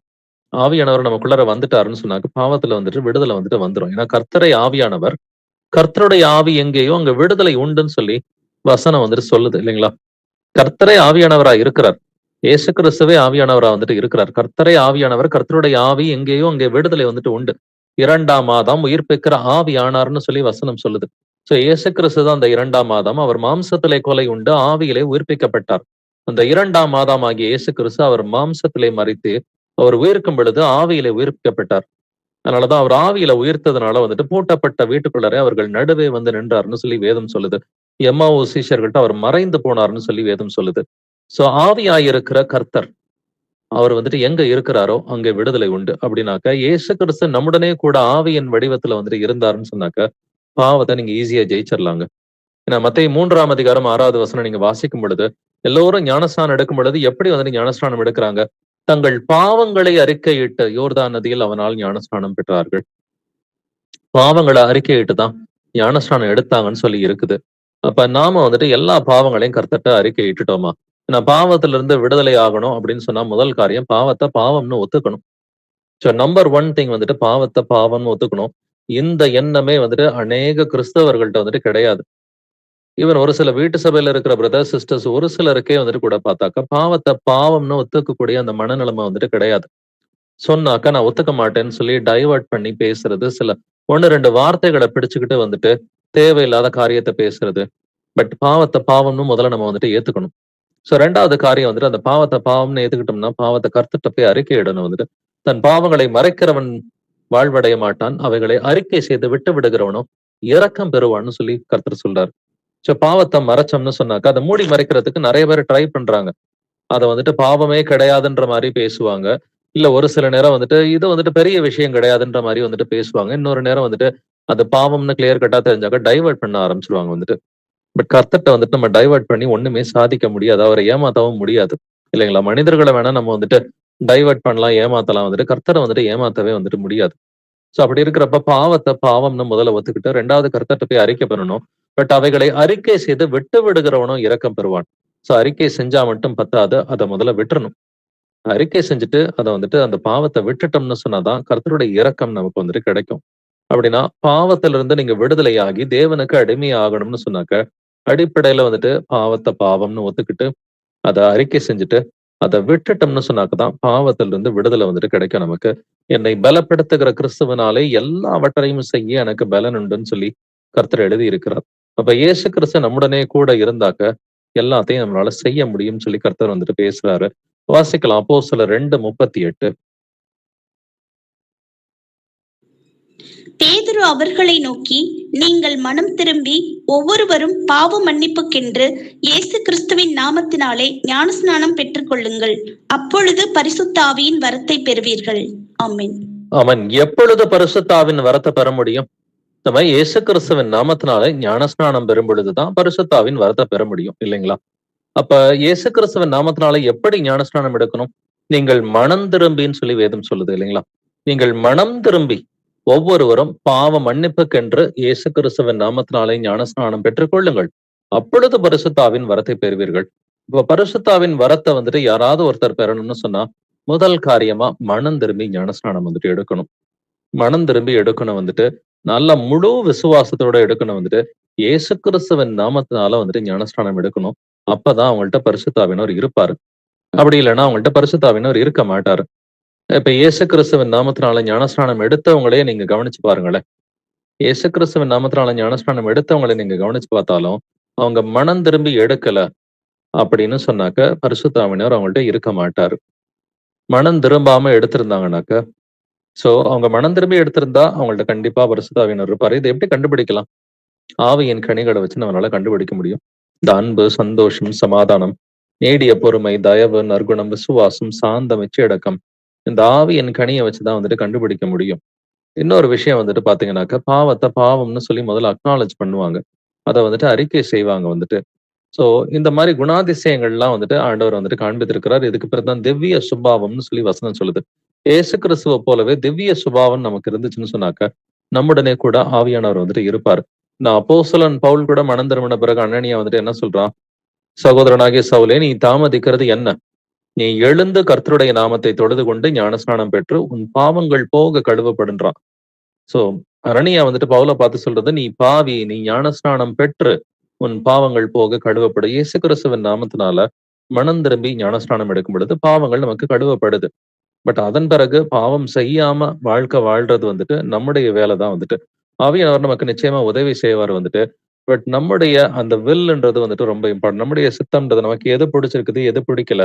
அப்ப வேத வாக்கியங்களின்படிதான் நடக்கணும். இதுதான் என்னுடைய சட்ட புஸ்தகம்ன்றத வந்துட்டு நம்ம முதல்ல வந்துட்டு முடிவு பண்ணிக்கணும். வாசிக்கலாம். 1 யோவான் 1 வசனம். 1 John 1:9. நம்முடைய பாவங்களை நாம் அறிக்கையிட்டால் பாவங்களை நமக்கு மன்னித்து எல்லா அநியாயத்தையும் நீக்கி நம்மை சுத்திகரிப்பதற்கு அவர் உண்மையும் நீதியும் உள்ளவராய் இருக்கிறார். ஆமென். ஆமென். நம்முடைய பாவங்களை நாம் அறிக்கையிட்டால் பாவங்களை நமக்கு மன்னித்து எல்லா அநியாயத்தையும் நீக்கி நம்மை சுத்திகரிப்பதற்கு இயேசு கிறிஸ்து உண்மையும் நீதியும் உள்ளவராய் இருக்கிறார். அப்ப அறிக்கையிட்டால்னு எழுதியிருக்கு. அப்ப அறிக்கையிடுறதுக்கே வந்துட்டு ஃபர்ஸ்ட் அக்னாலஜ்மெண்ட் வந்துட்டு அவசியம். பாவத்தை பாவம்னு ஏத்துக்கக்கூடிய அந்த தாழ்மையான இருதயம் வந்துட்டு ரொம்ப ரொம்ப அடிப்படையில முக்கியமா இருக்கு. இன்னைக்கு பாவத்தை ஜஸ்டிஃபை பண்றவங்க எவ்வளவு பேர் இருக்காங்க. பாவத்தை வந்துட்டு தெரிஞ்சுமே டைவர்ட் பண்ணி பேசுறவங்க வந்துட்டு அநேகர் வந்துட்டு இருக்கத்தான் செய்யறாங்க. சோ பாவத்தை வந்துட்டு டைவர்ட் பண்ணவும் நம்ம கூடாது. வந்துட்டு பாவத்தை பாவம்னு சொல்லி முதல்ல வந்துட்டு ஏத்துக்கணும். ஏத்துக்கிட்டு பிறகு வந்துட்டு அந்த பாவங்களை வந்துட்டு அறிக்கை செய்யணும். அறிக்கையிட்டாக்க இயேசு கிறிஸ்து நம்மை மன்னிக்கிறது மட்டும் இல்ல, நம்மை சுத்திகரிப்பதற்கு அவர் உண்மையும் நீதியும் உள்ளவராய் இருக்கிறார். அதனாலதான் பழைய ஏற்பாடு வந்துட்டு தெளிவாவே நமக்கு சொல்லுது, தன் பாவங்களை மறைக்கிறவன் வாழ்வடைய மாட்டான். இன்னைக்கு தன்னுடைய பாவங்களை மறைக்கிறதுக்கு அநேகர் ட்ரை பண்றாங்க. அவைகளை அறிக்கை செய்து விட்டு விடுகிறவனும் இரக்கம் பெறுவான்னு சொல்லி வேதம் சொல்லுது. அப்படின்னா அந்த பாவம் எதுவா இருந்தாலும் வந்துட்டு பரவாயில்ல. அது வந்துட்டு இச்சையா வந்துட்டு இருக்கலாம், இல்ல பணத்திற்குரிய இச்சையா இருக்கலாம், வந்துட்டு டிவி சினிமா பார்க்கக்கூடிய இச்சையா இருக்கலாம், வந்துட்டு இல்ல வந்துட்டு ஸ்போர்ட்ஸ் பாக்குறேன், இல்ல சாப்பாடு சாப்பிடுற இச்சை, இல்ல யூடியூப்ல போய் வந்துட்டு நான் அதை பாக்குறேன் இதை பாக்குன்ற அந்த இச்சையா இருக்கலாம், இல்ல வாட்ஸ்அப், ஃபேஸ்புக், இன்ஸ்டாகிராம்ன்ற இந்த கேட்ஜெட்ஸ், இந்த ஆப்ஸ் இதன் மூலமா இருக்கிற இச்சையா இருக்கலாம், இல்ல பெருமையான சிந்தனை, பெருமையான பேச்சு, பெருமையான செயல்பாடுகள் இதுவா வந்துட்டு இருக்கலாம், சிலை வழிபாடா இருக்கலாம், கசப்பா இருக்கலாம், வந்துட்டு பொறாமையா வந்துட்டு இருக்கலாம். எதுவா இருந்தாலும் வந்துட்டு அந்த பாவங்களை அறிக்கை செய்து அதை விட்டு விடணும்னு சொல்லி கர்த்தர் சொல்றார். லூக்கா 18ஆம் அதிகாரம் நீங்க படிச்சு பாத்தீங்கன்னா அதுல 10 முதல் 14 வசனத்துல வந்துட்டு ஒரு பரிசேயனும் ஒரு ஆயக்காரனும் வந்துட்டு ஜெபம் பண்ண வராங்க. அவங்க ஜெபம் பண்ண வரும் பொழுது வந்துட்டு பரிசேயன் வந்துட்டு என்ன சொல்றான் வந்துட்டு, தேவனே, நான் பரிகாரர், அநியாயக்காரர், விபச்சாரக்காரர் ஆகிய மற்ற மனுஷரை போலவும் இந்த ஆயக்காரனை போலவும் இராததுனால் உண்மை ஸ்தோத்திரிக்கிறேன். கம்பேர் பண்ணி அவன் ஜெபம் பண்றான். அவனோட நான் பெட்டரா இருக்கிறேன்னு சொல்லி கம்பேர் பண்ணி அவன் ஜெபம் பண்றான். பட் கர்த்தர் சொல்றாரு, நீ கம்பேரே பண்ணாதேன்னு சொல்லி நமக்கு கலாத்தியர் 6ஆம் அதிகாரத்துல எழுதி இருக்குது வந்துட்டு, மற்றவர்களை பார்க்கும் பொழுது அல்ல தன்னை பார்க்கும் பொழுதே மேன்மை பாராட்ட இடம் உண்டுன்னு சொல்லி சொல்றாரு. நீ மத்தவனோட கம்பேர் பண்ணிக்கிட்ட நான் பெட்டர்னு சொல்லி மேன்மை பாராட்டாத, உன்னோட நீயே கம்பேர் பண்ணிக்க. போன வருஷத்தோட நீ இந்த வருஷம் முன்னேறி வந்திருக்கிறியா ஆவிக்குரிய ரீதியில? இல்ல போன மாசத்தை காட்டிலும் இந்த மாசம் வந்துட்டு ஆவிக்குரிய ரீதியில நீ முன்னேறி வந்திருக்கிறியா? அப்படி நீ முன்னேறி வந்திருந்தனா உன்னை பார்த்தே நீ வந்துட்டு மேன்மை பாராட்டிக்கோ, அடுத்தவனை பார்த்து மேன்மை பாராட்டாதேன்னு சொல்லி சொல்றாரு. பட் இங்க வந்துட்டு இந்த பரிசேயன் வந்துட்டு என்ன பண்றான், இந்த ஆயக்காரனை பார்த்து கம்பேர் பண்ணி மேன்மை பாராட்டுகிறான். இந்த ஆயக்காரனை போல நான் இராததனால் உம்மை ஸ்தோத்தரிக்கிறேன்னு சொல்றான். வாரத்தில் 2 தரம் உபவாசிக்கிறேன், என் சம்பாத்தியத்தில் எல்லாம் தசமபாகம் செலுத்துகிறேன்னு சொல்றான். செல்ஃப் ரைச்சியஸ்னஸ், தன்னைத்தானே மெச்சிக்கிறது வந்துட்டு இது சுயநீதி. சோ சுயநீதி இருந்தாலோ, மத்தவனை கம்பேர் பண்ணிக்கிட்டு வந்துட்டு நான் அவனோட பெட்டர்னு சொன்னாலோ கர்த்தருக்கு பிரியமா இருக்கவே முடியாது. பட் ஆயக்காரன் எப்படி ஜெபிக்கிறான் வந்துட்டு, அவன் தூரத்திலே வந்துட்டு நின்று தன் கண்களையும் வானத்துக்கு ஏறெடுக்க துணியாமல் தன் மார்பிலை அடித்துக் கொண்டு தேவனே பாவியாகிய என் மேல் கிருபையாயிரும்னு சொல்றான். சோ அப்ப யாரு வந்துட்டு நீதிமானா வந்துட்டு கர்த்தர் கருதுறாரு? அவன் அல்ல, இவனே நீதிமானாக்கப்பட்டவனாய் தன் வீட்டுக்கு திரும்பி போனான். சோ ஆயக்காரனை போல வந்துட்டு பாவத்தை பாவம்னு வந்துட்டு ஏத்துக்க முடியுதா?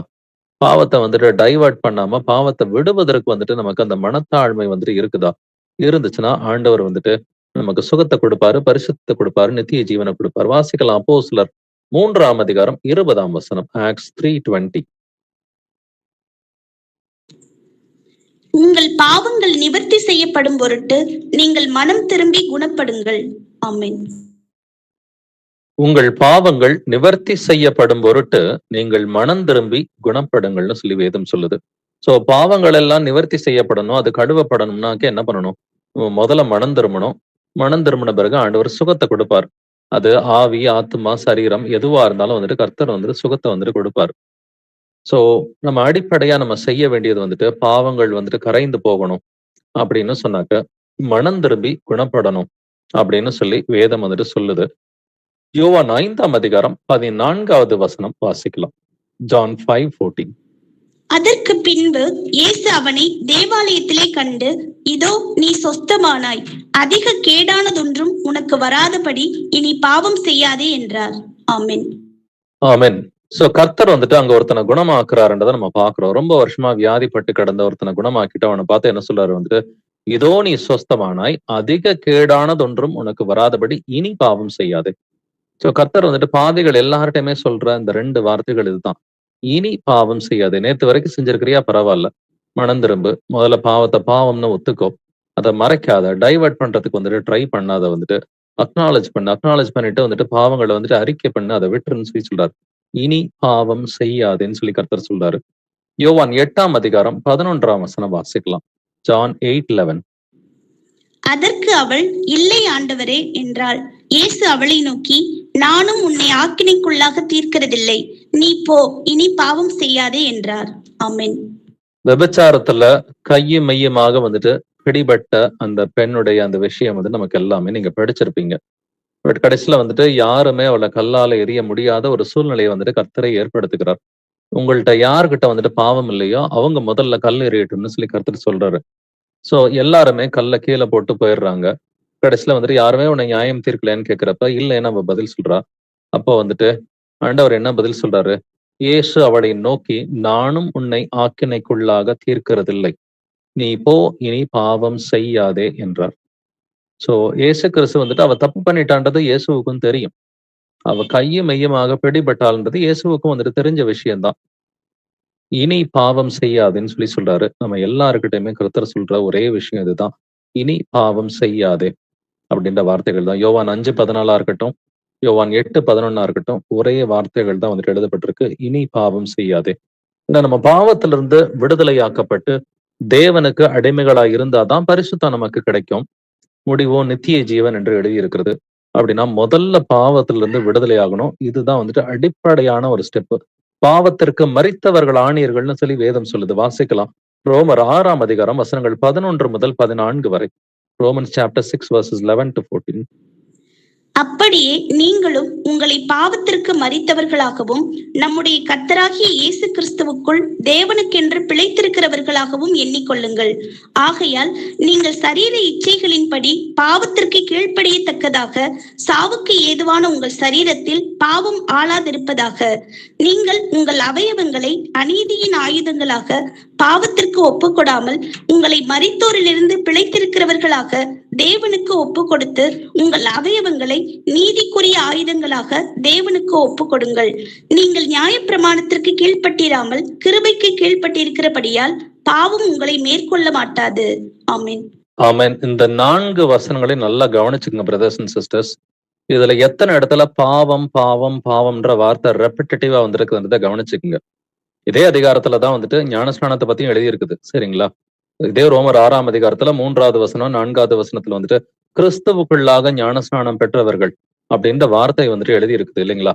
அப்படின்னா நம்ம வந்துட்டு பாவத்திற்கு மரித்தவர்களா இருக்கணும்னு சொல்லி இந்த வசனங்கள் எல்லாம் சொல்லி கொடுக்குது. 11வது வசனத்துல உங்களை பாவத்திற்கு மரித்தவர்களாகவும் நம்முடைய கர்த்தராகிய இயேசு கிறிஸ்துவுக்குள் தேவனுக்கென்று பிழைத்திருக்கிறவர்களாகவும், நம்ம பாவத்திற்கு மரித்து தேவனுக்குள்ளார நம்ம வந்துட்டு பிழைக்கணும்.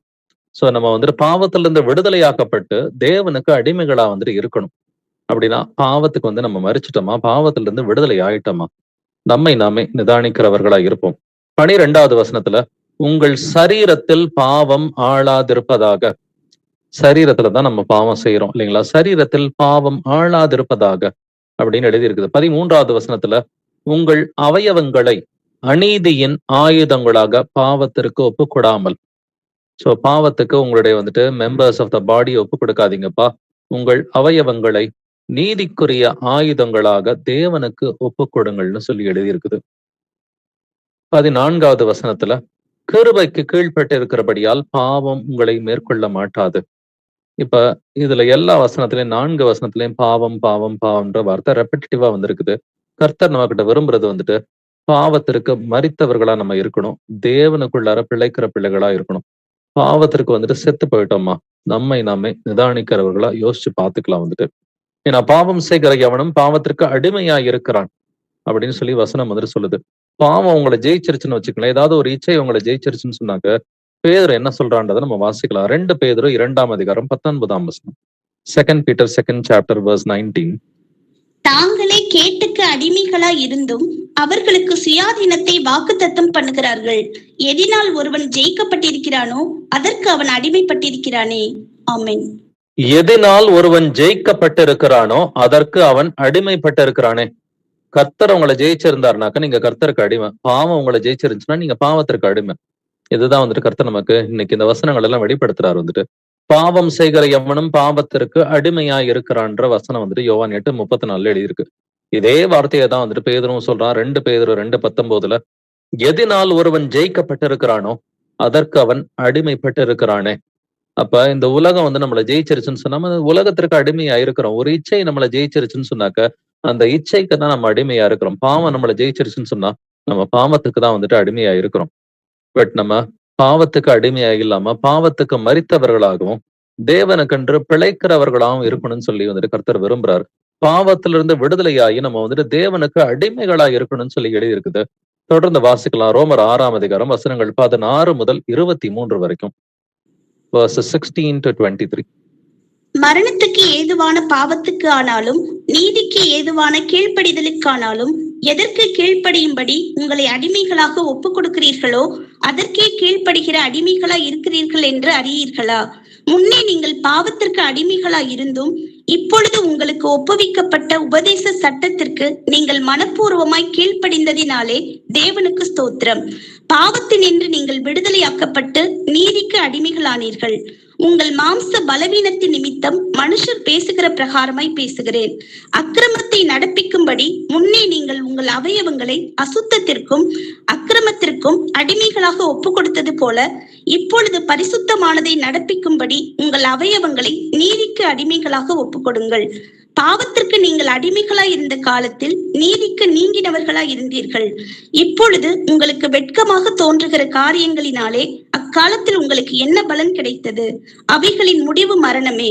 இப்பொழுது நீங்கள் பாவத்தினின்று விடுதலையாக்கப்பட்டு தேவனுக்கு அடிமைகளானதினால் பரிசுத்தமாகுதல் உங்களுக்கு கிடைக்கும் பலன், முடிவோ நித்திய ஜீவன். பாவத்தின் சம்பளம் மரணம், தேவனுடைய கிருபை வரமோ நம்முடைய கர்த்தராகிய இயேசு கிறிஸ்துவினால் உண்டான நித்திய ஜீவன். ஆமென்.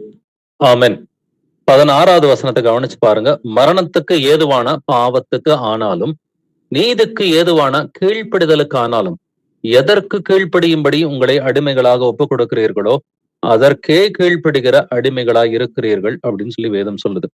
பாவம் செய்கிற எவனும் பாவத்திற்கு அடிமையா இருக்கிறான். எதனால் ஒருவன் ஜெயிக்கப்பட்டிருக்கிறானோ அதற்கு அவன் அடிமைப்பட்டிருக்கிறான்னு சொல்லி வசனம் சொல்லுது.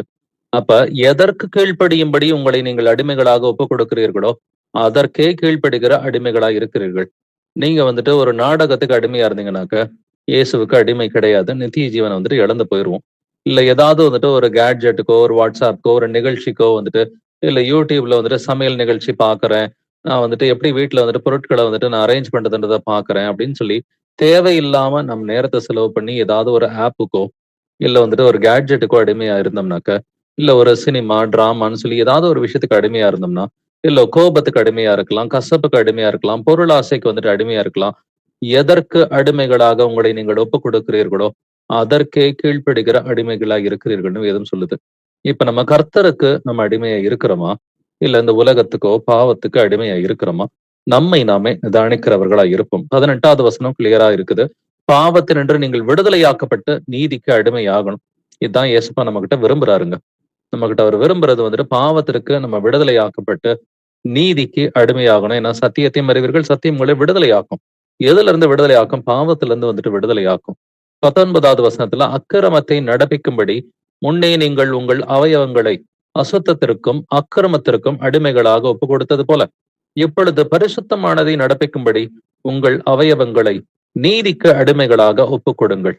சோ நம்மளுடைய மெம்பர்ஸ், நம்மளுடைய இருதயம், நம்மளுடைய கண்ணு, நம்மளுடைய வந்துட்டு ஒவ்வொரு அவயம், நம்மளுடைய நாவு, இது வந்துட்டு எதற்கு அடிமையா இருக்குது? நம்ம அநீதியான காரியத்தை பேசுறோமா, அக்கிரமமா பேசுறோமா, அக்கிரமமா சிந்திக்கிறோமா வந்துட்டு நம்மை நாமே நிதானிக்கிறவர்களா இருப்போம். எதற்கு உங்க இருதயத்தை நீங்க ஒப்பு கொடுக்குறீங்க? எதற்கு உங்களுடைய கண்களையும், உங்களுடைய வாயையும், உங்களுடைய உதடுகள், நாவுகளை வந்துட்டு என்ன பேசும்படி நீங்க ஒப்பு கொடுக்குறீங்க? அப்ப எதுக்கு நம்ம ஒப்பு கொடுக்கிறோமோ, அதற்கு தான் நம்ம அடிமையா இருக்கிறோம்னு சொல்லி வேதம் சொல்லுது. பட் நீதியை நடப்பிக்கிறதுக்கு நம்ம ஒப்பு கொடுத்தோம்னு சொன்னாக்க, நம்ம நீதிக்கு அடிமையா இருக்கிறோம். இயேசு கிறிஸ்துவுக்கு அடிமைகளா வந்துட்டு இருக்கிறோம். உங்களுக்கு பரிசுத்தம் கிடைக்கும், நித்திய ஜீவன் கிடைக்கும். இதுதான் கர்த்தர் என்னிடம் இன்றைக்கு வந்துட்டு நம்மிடம் விரும்புகிறார். பாவத்திற்கு நீங்கள் அடிமைகளா இருந்த காலத்தில் நீதிக்கு நீங்கினவர்களா இருந்தீர்கள்னு சொல்லி வசனம் சொல்லுது. இப்ப பழைய வாழ்க்கையில நம்ம நீதிக்கு நீங்கினவர்களா தான் இருந்தோம். பட் இப்பொழுது உங்களுக்கு வெட்கமாக தோன்றுகிற காரியங்களினாலே அக்காலத்திலே உங்களுக்கு என்ன பலன் கிடைத்தது? அவைகளின் முடிவு மரணமே. சோ பழைய வாழ்க்கையில நம்ம எவ்வளவோ தவறுகள் செஞ்சோம், சிலை வழிபாடு செஞ்சிருக்கிறோம். இன்னைக்கு நினைச்சு பார்த்தா அருவருப்பா வந்துட்டு இருக்குது. அசிங்கமாவும் அருவருப்பாவும் இருக்குது. பட் உங்களுக்கு வெட்கமாக தோன்றுகிற காரியங்களினாலே அக்காலத்திலே உங்களுக்கு என்ன பலன் கிடைத்தது? அவைகளின் முடிவு மரணமே. அது எப்படிப்பட்ட பாவமா இருந்தாலும் அதன் முடிவு வந்துட்டு மரணம் தான். இப்பொழுது நீங்கள் பாவத்தினின்று விடுதலையாக்கப்பட்ட தேவனுக்கு அடிமைகள் ஆகணும்னு சொல்லி கர்த்தர் நம்மிடம் விரும்புகிறார். இதனால உங்களுக்கு என்ன கிடைக்கும்? பரிசுத்தமாகுதல் உங்களுக்கு கிடைக்கும் பலன், முடிவோ நித்திய ஜீவன். அப்ப தேவனுக்கு அடிமையா இருக்கிறோமா? இல்ல பாவத்துக்கு அடிமையா இருக்கிறோமா? இல்ல என்னுடைய சொந்த விருப்பு வெறுப்புகள் வந்துட்டு வச்சுக்கிட்டு கர்த்தருடைய சிந்தனையை நான் மாத்தணும்னு நான் ட்ரை பண்றேன். ஆண்டவர் எங்கிட்ட வந்துட்டு ஒரு காரியத்தை வேண்டான்னு சொல்றாரு. வேண்டான்னு சொல்லி ஆண்டவரே நீங்க மறுபரிசீலனை செய்யுங்க ஆண்டவரே, கொஞ்சம் யோசிச்சு பாருங்க ஆண்டவரே, எனக்கு இது ரொம்ப பிடிச்சிருக்குதுன்னு சொல்லி கர்த்தருடைய சித்தத்தை மாத்துறதுக்கு வந்துட்டு எத்தனை முறை ட்ரை பண்ணியிருப்போன்றதை யோசிச்சு பாருங்க. நமக்கு ஓரளவுக்கு வந்துட்டு கர்த்தருடைய சித்தம் புரிந்துமே வந்துட்டு ஆண்டவரே இது எனக்கு ரொம்ப பிடிச்சிருக்குது ஆண்டவரே, இது எனக்கு வேணும் ஆண்டவரேன்னு சொல்லி அதை குறிச்சு ரெப்படேட்டிவா வந்துட்டு கர்த்தருக்கு பிடிக்காத காரியத்தை குறிச்சு நம்ம ஜெபம் பண்ணியிருக்கிறதுக்கு எல்லா வாய்ப்புகளும் இருக்குது. பட் முழுமையா நம்ம வந்துட்டு பாவத்தை விட்டுட்டு நம்ம தேவனுக்கு அடிமை ஆயிட்டோமா? இல்ல இன்னும் ஏதாவது பிரைவேட் ஸ்பேஸ் இருதயத்துல இருக்குதான்றதை யோசிச்சு பார்க்கலாம். பாவத்தின் சம்பளம் மரணம், தேவனுடைய கிருபை வரமோ நம்முடைய கர்த்தராகிய இயேசு கிறிஸ்துவினால் உண்டான நித்திய ஜீவன்.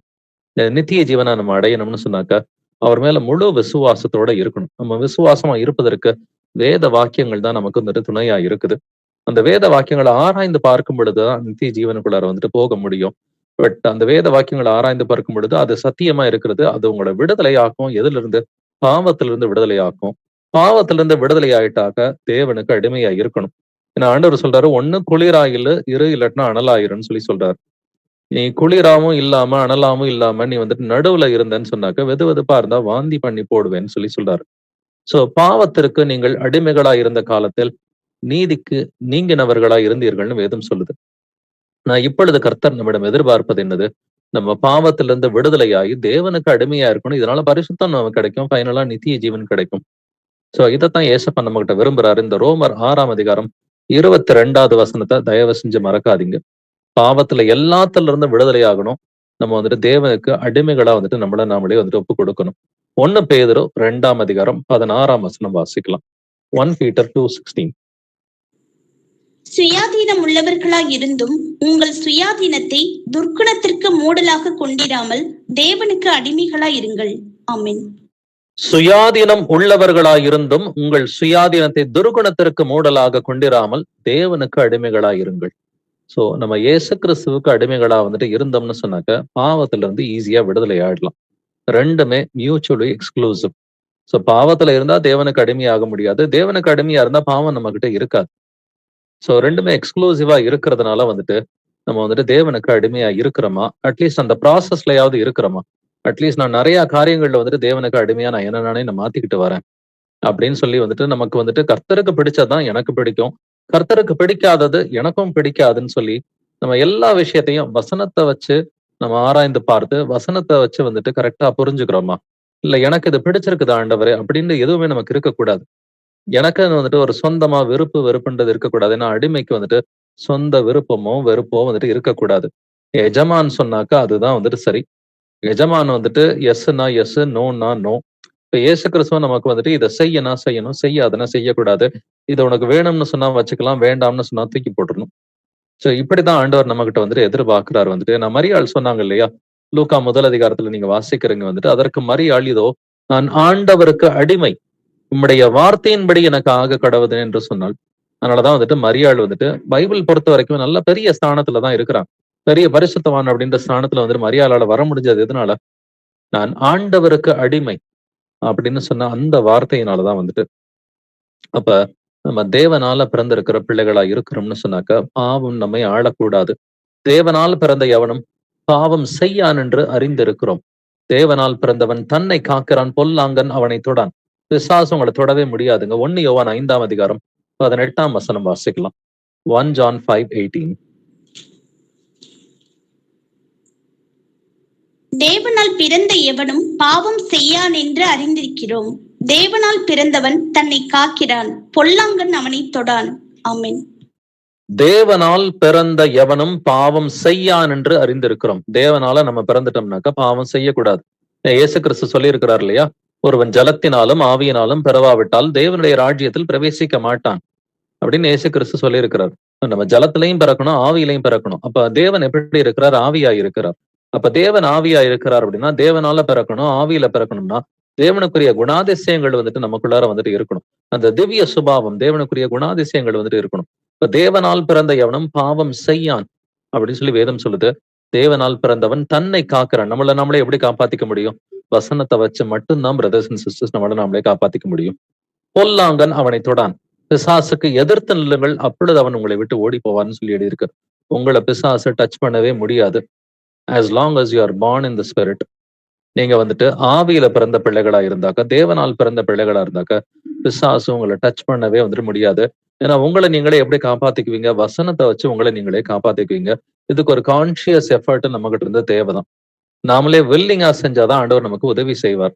நம்ம வந்துட்டு வேண்டா வெறுப்பா வந்துட்டு வந்தோம்னாலோ, அலட்சியமா இருந்தாலோ, சோம்பலா இருந்தாலோ கர்த்தர் இந்த கிருபையை கொடுக்க மாட்டார் வந்துட்டு. முழு இருதயத்தோட விரும்பணும்னு சொன்னாக்க வந்துட்டு கர்த்தர் நமக்கு எல்லா கிருபையும் வந்துட்டு கொடுப்பார். இப்ப நம்ம ஜலத்திலையும் பிறக்கணும், ஆவியிலையும் பிறக்கணும். ஞானசானா இயேசுவின் நாமத்தினால எடுத்துட்டா முடிஞ்சு போயிடுச்சா? இல்ல. அதன் பிறகு ஆவியின் கனியில வந்துட்டு நம்ம வந்துட்டு வளரணும். அந்த திவ்ய சுபாவத்துல வந்துட்டு அந்த தேவனால் பிறக்கிறதுனா ஆவியில பிறக்கிறது. இப்ப தேவன் என்றால் ஆவி. ஏன்னா தேவன் ஆவியா இருக்கிறார் இல்லைங்களா? அப்ப அந்த தேவனுக்குரிய ஆவிக்குரிய அந்த சுபாவங்கள் வந்துட்டு என்னது? ஆவியின் கனி அன்பு, சந்தோஷம், சமாதானம், நீடிய பொறுமை, தயவு, நற்குணம், விசுவாசம், சாந்தம், இச்சையடக்கம். இந்த குணாதிசயங்கள்ல வந்துட்டு நம்ம வளர்ந்து நம்ம முதிர்ச்சி அடையணும். இவைகள் உங்களுக்கு உண்டாயிருந்து பெருகணும்னு சொல்லி 2 பேதுரு முதல் அதிகாரம் வந்துட்டு சொல்லி கொடுக்குது. அப்படின்னா இது எப்படி எனக்கு கிடைக்கும்? இந்த ஆவியின் கனியில நான் வளர்றது வந்துட்டு எப்படி அப்படின்றத நம்ம தெரிஞ்சுக்கலாம். யாக்கோபு 1:18 வாசிக்கலாம். ஜேம்ஸ் 1:18. அவர் சித்தம் கொண்டு தம்முடைய சிருஷ்டிகளில் நாம் முதற் பலன்கள் ஆவதற்கு நம்மை சத்திய வசனத்தினாலே ஜெனிப்பித்தார். ஆமென்.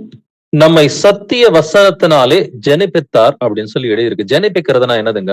மீண்டும் பிறவி எடுத்து பிறக்கிறது இல்லைங்களா? சோ பார்ன் அகைன் எக்ஸ்பீரியன்ஸ்னு வந்து சொல்றோம். பார்ன் அகைன் சொன்னா ஜெனிப்பிக்கப்படுதல். அப்ப எப்படி நம்ம ஜெனிப்பிக்கப்படுறோம்? சத்திய வசனத்தினாலே நம்ம ஜெனிப்பித்தார். அப்ப வசனத்தினாலதான் நீங்க வந்துட்டு அந்த திவ்ய சுபாவத்துல பிறக்க முடியும். வசனத்தினாலதான் அந்த தேவனால பிறக்கிறது, ஆவியில பிறக்கிறது, திவ்ய சுபாவத்துல பிறக்கிறது. வசனத்தின் மூலமா சத்திய வசனத்தினாலே நம்ம ஜெனிப்பித்தார்னு சொல்லி வேதம் சொல்லுது. இதையே தான் வந்துட்டு பேதுருவும் சொல்றான். 1 பேதுரு முதல் அதிகாரம் 23வது வசனம் வாசிக்கும். 1 Peter 1:23. அழிவுள்ள வித்தினாலே அல்ல, என்றென்றைக்கும் நிற்கிறதும் ஜீவன் உள்ளதுமான தேவ வசனமாகிய அழிப்பில்லாத வித்தினாலே மறுபடியும் ஜெனிப்பிக்கப்பட்டிருக்கிறீர்களே. ஆமென். அழிவுள்ள வித்தினாலே அல்ல, என்றென்றைக்கும் நிற்கிறது ஜீவனுள்ளது எது? தேவ வசனம். இந்த தேவ வசனமாகிய அழிவில்லாத வித்தினாலே மறுபடியும் ஜெனிப்பிக்கப்பட்டிருக்கிறீர்களே. மறுபடியும் ஜெனிப்பிக்கப்படுறதுன்னா என்னது? மீண்டும் பிறக்கிறது, ஆவியில பிறக்கிறது. சோ மீண்டும் பிறக்கிறது, தேவனால் பிறக்கிறது, ஆவியில பிறக்கிறது வந்துட்டு இது என்னது? தேவ வசனமாகிய அழிவில்லாத வித்தினால மட்டும்தான் நீங்க மறுபடியும் பிறக்க முடியும். இப்போ உங்களுக்குள்ளார வந்துட்டு இப்ப தாய் தகப்பனை வந்துட்டு கனம் பண்ணு அப்படின்ற அந்த வசனம் இருதயத்துக்குள்ளார போச்சுன்னா நீங்க என்ன பண்ணுவீங்க? தாய் தகப்பனை கனம் பண்ணுவீங்க. இதுக்கு பழைய வாழ்க்கையில கனம் பண்ணாம இருந்தாக்க நம்ம மன்னிப்பு கேட்போம் இல்லைங்களா? இப்ப இதே மாதிரி நிறைய வேத வாக்கியங்கள் இருதயத்துக்குள்ளார போக போக கெட்ட வார்த்தை ஒன்றும் உங்கள் வாயிலிருந்து புறப்பட வேண்டாம். இந்த வசனத்தை புரிஞ்சுக்கிட்டாக்க பழைய வாழ்க்கையில கெட்ட வார்த்தை சொன்னதுக்கு நம்ம மன்னிப்பு கேட்டு இனிமேட்டு கெட்ட வார்த்தை பேசாம இருப்போம். பொய் சொல்லாதிருங்கள், நீங்கள் ஒருவருக்கொருவர் அவயங்களா இருக்கிறதுனால அவனவன் வந்துட்டு பொய்யை கலந்து தன் சகோதரனுடைய மெய்யை பேச கடவுன்னு சொல்லி வசனம் சொல்லுது. இந்த வசனத்தை புரிஞ்சுக்கிட்டா பொய் சொல்றதை நம்ம வந்துட்டு விட்டுருவோம். நீங்கள் கோபம் கொண்டாலும் பாவம் செய்யாதிருங்கள்னு சொல்லி வசனம் சொல்லுது. அப்படின்னா இதை புரிஞ்சுக்கிட்டாக்க கோபத்தை வந்துட்டு நம்ம வந்தாலும் பாவம் செய்யாம ஒரு வாழ்க்கையை வாழ்வோம். மனுஷனுடைய கோபம் தேவனுடைய நீதியை நடப்பிக்க மாட்டாதுன்றதை புரிஞ்சுக்கிட்டாக்க கோபப்படுறதையே நம்ம வந்துட்டு விட்டுறலாம். இப்படி ஒவ்வொரு வேத வாக்கியங்களும் இருதயத்துக்குள்ள போக போக என்ன நடக்குது? நீங்க சத்திய வசனத்தினால ஜெனிப்பிக்கப்படுறீங்க. தேவ வசனமாகிய அழிவில்லாத வித்தினாலே மறுபடியும் வந்துட்டு நீங்க மீண்டும் மீண்டும் பிறக்கிறது வந்துட்டு எப்படி? இது வசனத்தின் மூலமா தான் நடக்குது. அதனாலதான் தேவனால் பிறந்த எவனும் பாவம் செய்யான், ஏனெனில் அவருடைய வித்து அவனுக்குள் தரித்திருக்கிறதுன்னு சொல்லி வேதம் சொல்லுது. இப்ப நம்ம புது சிருஷ்டியா வந்துட்டு இருக்கணும், தேவனுக்கு அடிமைகளா இருக்கணும், பாவத்திலிருந்து விடுதலை ஆக்கப்பட்டு தேவனுக்கு அடிமையா இருக்கணும்னு தான் கர்த்தர் வந்துட்டு விரும்புறார். ஒருவன் கிறிஸ்துவுக்குள்ள இருந்தால் புது சிருஷ்டியா இருக்கிறான், பழையவைகள் ஒளிந்து போயின, எல்லாம் புதிதாயினன்னு சொல்லி கர்த்தர் வந்துட்டு சொல்றார். அப்ப பழைய மனுஷனையும் அவன் செய்கைகளையும் களைந்து போட்டு புதிதாக்கப்பட்ட புதிய மனுஷனை தரித்து கொண்டிருக்கிறீர்கள்னு சொல்லி வேதம் வந்துட்டு சொல்லுது. இப்ப பழைய மனுஷனை நம்ம களைந்து போடணும். அந்த புதிதான ஆவி உள்ளவர்களாகி இருதயத்துல வந்துட்டு உள்ளத்திலே வந்துட்டு புதிதான ஆவி உள்ளவர்களாகி வந்துட்டு நம்ம வந்துட்டு புதிய மனுஷனை வந்து தரித்து கொள்ளணும்ன்றதான் கர்த்தர் விரும்புறார். இந்த புதிய மனுஷனை தரித்து கொள்றது ஆவியின் கனியில எந்த அளவுக்கு நம்ம வளர்றோன்றத நம்மை நாமே நிதானிக்கிறவர்களா வந்துட்டு இருப்போம். சோ இவ்வளவு நேரம் இன்னைக்கு நம்ம ஆராய்ந்து பார்த்தது வந்துட்டு நித்திய ஜீவனை அழிப்புன்றதான் கர்த்தர் நமக்கு கொடுத்திருக்கிற பெரிய வாக்கு தத்தமா இருக்குது. அந்த வாக்கு தத்தம் உங்களுக்கும் எனக்கும் கிடைக்கிறதுக்கு காலம் சமீபமா இருக்கிறது. காலம் சமீபமா இருக்கிறது, காலம் நிறைவேறட்டுன்னு சொல்லி வந்துட்டு மார்க் 1:15 சொன்னது போல இன்னைக்கு நம்ம சொல்ல வேண்டியதுதான். காலம் நிறைவேறிற்று, மனம் திரும்பி சுவிசேஷத்தை விசுவாசியுங்கள்னு சொல்ற மாதிரிதான் இன்னைக்கு சொல்லணும். சோ கர்த்தருடைய வருகை மிகவும் சமீபமா இருக்குது. இந்த நாட்கள்ல வந்துட்டு நம்ம செய்ய வேண்டியது வந்துட்டு நாட்கள் வந்துட்டு எவ்வளவு சமீபமா இருக்குதோ அவ்வளவாய் நம்ம புத்தி சொல்ல வேண்டும்னு சொல்லி வசனம் வந்துட்டு சொல்லுது. அப்ப எந்த அளவுக்கு 2ஆம் வருகை நெருங்கி வருதோ அந்த அளவுக்கு அதிகமா கூடுகை செய்யணும். பட் இந்த நேரத்துலதான் ஒரு சிலர் கூடுகையை வந்துட்டு கான்சியஸாவே வந்துட்டு இக்னோர் பண்ணிக்கிட்டு வந்துட்டு இருக்கிறாங்க. சபை கொடி வருவதை சிலர் விட்டு விடுகிறது போல நாமும் விட்டு விடக்கூடாது. 24வது வசனம் சொல்லுது, அன்புக்கும் நற்கிரிகளுக்கும் ஏவப்படுறதா வந்துட்டு சபை கூடுகை. பட் அதையும் நம்ம விட்டுறக்கூடாதுன்னு சொல்லி வேதம் சொல்லுது. நாளானது சமீபத்து வருகிறது, எவ்வளவாய் பார்க்கிறீர்களோ அவ்வளவாய் புத்தி சொல்ல வேண்டும். இப்ப எந்த அளவுக்கு செகண்ட் கமிங் நெருங்கி நெருங்கி வந்துகிட்டு இருக்குதோ அந்த அளவுக்கு அதிகமா கூடுகையில கலந்துக்கணும், அந்த அளவுக்கு அதிகமா புத்தி சொல்லணும், போதகம் வந்துட்டு பண்ணணும், வசனங்களை வந்துட்டு கீழ்ப்படியணும். வந்துட்டு அப்படி செய்யலைனாக்க சத்தியத்தை அறியும் அறிவை அடைந்த பின்பு மனப்பூர்வமா பாவம் செய்யறோம்னு சொல்லி வேதம் சொல்லுது. நீங்க படிச்சுக்கங்க வந்துட்டு எபிரேயர் 10ஆம் அதிகாரத்துல 24, 25, 26வது வசனத்துல இருந்து படிச்சு பாத்தீங்கன்னாக்க கூடுகை செய்யாம வந்துட்டு இருக்கிறது, கூடுகை வந்துட்டு வில்லிங்கா வந்துட்டு தெரிஞ்சுமே போகாம இருக்கிறது வந்துட்டு அட்லீஸ்ட் உள்ளூர்ல ஒரு கூடுகை நடக்குது, உள்ளூர்ல நடக்கிற கூடுகைக்கு வந்துட்டு காரணமே இல்லாம அதை ஸ்கிப் பண்றது வந்துட்டு சத்தியத்தை தெரிஞ்சும் மனப்பூர்வமா பாவம் செய்யறதுன்னு சொல்லி வேத வாக்கியங்கள் சொல்லி கொடுக்குது. இப்படிப்பட்ட பாவத்துக்கு மன்னிப்பே இல்லைன்னு சொல்லி கர்த்தர் வந்துட்டு சொல்றாரு. பட் உண்மையிலே வந்துட்டு ஏதாவது காரணங்கள் வந்துட்டு இருக்கலாம். ஒரு நெருங்கிய வந்துட்டு சொந்தக்காரங்களுடைய ஒரு கல்யாணமா இருக்கலாம், இல்ல வந்துட்டு யாராவது இறந்து போயிருந்திருக்கலாம். இப்படி வந்துட்டு அக்கேஷனலா ஆண்டவர் என்னைக்காவது ஒரு நாள் வந்துட்டு அனுமதிப்பார் நம்ம வந்துட்டு கூடுகைக்கு வராம அந்த காரியங்களுக்கு போறதுக்கு. பட் மற்ற காரணங்களுக்கு வந்துட்டு அந்த பொதுவான காரணங்கள் வந்துட்டு சோம்பலுக்காகவோ இல்ல பொருள் சம்பாதிக்கிறதுக்காகவோ நான் வேலைக்கு போறேன், நான் வந்துட்டு பொருள் சம்பாதிக்க போறேன், அங்க போறேன் இங்க போறேன்னு சொல்லிட்டு தேவையில்லாம வந்துட்டு நம்ம சாக்கு போக்கு சொல்லிக்கிட்டு காரணங்கள் வந்துட்டு ஒண்ணுமில்லாத காரணங்கள் எல்லாம் வந்துட்டு சொல்றது வந்துட்டு கர்த்தர் என்ன சொல்றாரு? சத்தியத்தை தெரிஞ்சுக்கிட்டோம் நீ கூடுகைக்கு வரலன்னா இது வந்துட்டு மனப்பூர்வமா பாவம் செய்யறப்பா, இந்த பாவத்துக்கு மன்னிப்பு இல்லைன்னு சொல்லி சொல்றாரு. அதனால நித்திய ஜீவன் வந்துட்டு அது நெருங்கி இருக்கிறது, கர்த்தருடைய வருகை வந்துட்டு நெருக்கமா வந்துட்டு இருக்குது, அந்த நாட்கள் சமீபமா இருக்குது. அப்படின்னு சொன்னா நித்திய ஜீவனுக்குள்ளார நம்ம புறப்பட்டு உள்ளுக்குள்ளார நுழையணும் அப்படின்னு சொன்னாக்க இந்த நித்திய ஜீவ வசனங்கள் மூலமா தான் வந்துட்டு முடியும். அப்படின்னா இந்த வசனங்கள் நமக்கு என்னத்தை கொடுக்குது? விசுவாசத்தை வந்துட்டு கொடுக்குது. அப்ப கர்த்தர் மேல விசுவாசம் அதிகமா வளரணும்னு சொன்னாக்க வேத வாக்கியங்களை ஆராய்ந்து பார்க்கணும். அப்ப தனிப்பட்ட முறையில நீங்க வேத வாக்கியங்களை ஆராய்ந்து பார்க்கிறீங்களா? யோசிச்சு பாருங்க. தனிப்பட்ட முறையில நீங்க ஜெபிக்கிறீங்களா? அதையும் நீங்க யோசிச்சுக்குங்க. குடும்பமா கணவன், மனைவி, பிள்ளைகளா உட்கார்ந்து வேத வாக்கியங்களை ஆராய்ந்து பார்க்கிறீங்களா? குடும்பமா உட்கார்ந்து நீங்க வந்துட்டு ஃபேமிலி பிரேயர் வந்துட்டு பண்றீங்களா? சுவிசேஷம் அறிவிக்கிறீங்களா? இந்த 3 விஷயத்த மட்டும் நீங்க பண்றீங்களா? இல்லையான்றத உங்கள நீங்களே யோசிச்சு பாருங்க. தனிப்பட்ட முறையில வந்துட்டு வேத வாசிப்பும், ஜெபமும், குடும்பமா உட்கார்ந்து வந்துட்டு வேதத்த வந்துட்டு ஆராய்ந்து பார்க்கிற விஷயமும், இந்த குடும்ப ஜெபமும் இருக்குதான்றத யோசிச்சு பாருங்க. 3வது காரியம் சுவிசேஷம் அறிவிக்கிறீங்களா? இது 3 தான் வந்துட்டு நம்முடைய அந்த விசுவாச வாழ்க்கைக்கான அடிப்படையே. இந்த 3 நீங்க கரெக்ட்டா செய்யும் பொழுது, காலப்போக்குல உங்கள வந்து கர்த்தர் பரிசுத்தம் பண்ணிக்கிட்டே வருவார். இது ஒரு ஐட்டரேட்டிவ் ப்ராசஸ் தான். திரும்ப திரும்ப ஏன்னா ஒரே நாள்ல பரிசுத்தமாக முடியாது. இது ஒரு ஐட்ரேட்டிவ் ப்ராசஸ். நாட்கள் செல்ல செல்ல வந்துட்டு வாரங்கள் செல்ல, மாதங்கள் செல்ல, ஆண்டவர் காலப்போக்குல வந்துட்டு ஒவ்வொரு பாவத்தையா நமக்கு உணர்த்தி எல்லாத்துல இருந்தும் விடுதலை வாங்கி குடுப்பார். பட் இந்த 3 விஷயத்துல வந்துட்டு நம்ம ஸ்ட்ராங்கா இருக்கிறோமான்றத நீங்க யோசிச்சு பாருங்க. 1வது காரியம் வந்துட்டு தனிப்பட்ட முறையில வேதம் வாசித்து ஜெபம் பண்ணுவது. 2வது காரியம் வந்துட்டு குடும்பமா உட்கார்ந்து வேதத்த ஆராய்ந்து பார்த்து வந்துட்டு குடும்ப ஜெபம் செய்வது. 3வது காரியம் வந்துட்டு சுவிசேஷம் அறிவிப்பது. நீங்க தனிப்பட்ட முறையில அறிவிக்கிறது. சபை நடுவே நின்னு பிரசங்கம் பண்றத பத்தி நான் இங்க பேசல. சோ தனிப்பட்ட முறையில உங்களுடைய நண்பர்கள், சொந்தக்காரங்க வந்துட்டு உங்களுக்கு அறிஞ்சவங்க, தெரிஞ்சவங்க, கூட வேலை பார்க்கிறவங்க, பழைய சபையில இருந்தவங்க, இவங்களுக்கு சுவிசேஷம் நீங்க அறிவிக்கிறீங்களா? இந்த 3 அடிப்படைகள்ல வந்துட்டு நீங்க நிக்கலன்னு சொன்னாக்க, நம்மளால கீழ்ப்படியவே வந்துட்டு முடியாது. தனிப்பட்ட முறையில வேதத்த ஆராய்ந்து பார்த்து ஜெபிப்பது. குடும்பமா வேதத்த வந்துட்டு ஆராய்ந்து பார்த்து குடும்ப ஜெபம் வந்துட்டு செய்வது. அடுத்து சுவிசேஷம் 1:1 அறிவிப்பது. ஒரு சிலர் இத செய்யாததுனால தான் வந்துட்டு பார்த்தாக்க காலப்போக்குல பின்வாங்கி போயிருவாங்க. இந்த 3 விஷயத்த யாரெல்லாம் செய்யலையோ, அவங்க என்னைக்கு இருந்தாலும் பின்வாங்கிருவாங்க. இது வந்துட்டு நானா இருந்தாலும் சரி, யாரா இருந்தாலும் சரி, அடிப்படைகள் வந்துட்டு இதுதான். விசுவாச வாழ்க்கைக்கான அடிப்படை. வேதத்த தொடர்ந்து ஆராய்ந்து பார்த்துக்கிட்டே தான் வந்துட்டு இருக்கணும். தொடர்ந்து வந்துட்டு ஆண்டவர்ட்ட வந்துட்டு ஜெபிக்கணும். அவருடைய சித்தத்தை அறிந்த பிள்ளைகளா ஜெபிக்கணும். மாம்சத்தின்படி இல்லாம அவருடைய நன்மையும், பிரியமும், பரிபூரணமான சித்தத்தை அறிந்த பிள்ளைகளா வந்துட்டு ஜெபிக்கணும். செஞ்சுட்டு நீங்க சுவிசேஷம் அறிவிச்சு பாருங்க. பாவத்திலிருந்து விடுதலை ஆவீங்க. தேவனுக்கு அடிமைகளா வந்துட்டு இருப்பீங்க. தேவனுக்கு அடிமையா இருக்கிறதுனா, சொந்த விருப்பமோ எதுவுமே வந்துட்டு இருக்கக்கூடாது. ஆண்டவர் ஒரு இடத்துக்கு போகாதேன்னு சொன்னாக்க, போகக்கூடாது. இத செய்யாதேன்னு சொன்னா, இத செய்யக்கூடாது. இத வாங்காதேன்னு சொன்னா வாங்கக்கூடாது. இப்படி இருக்கணும்னு சொன்னா அப்படிதான் வந்துட்டு இருக்கணும். எல்லாமே கர்த்தர் சொல்றதுதான். அதனாலதான் எந்த விஷயத்திலயும் தேவனுடைய நன்மையும், பிரியமும், பரிபூரணமான சித்தம் எதுன்றத நீங்க வசனத்தின் மூலமா ஆராய்ந்து பார்க்க முடியும். ஜெபத்தின் மூலமா இத வந்துட்டு நம்மளால வந்துட்டு டிசர்ன் பண்ண முடியும். சோ நமக்கு அந்த பகுத்தறிவ வந்துட்டு ஆண்டவரே வந்துட்டு குடுப்பாரு. ஆவியானவரே நமக்கு குடுப்பாரு. சோ இது கர்த்தருக்கு சித்தமா? இல்லையா? இது இயேசுவுக்கு பிடிக்குமா? பிடிக்காதா?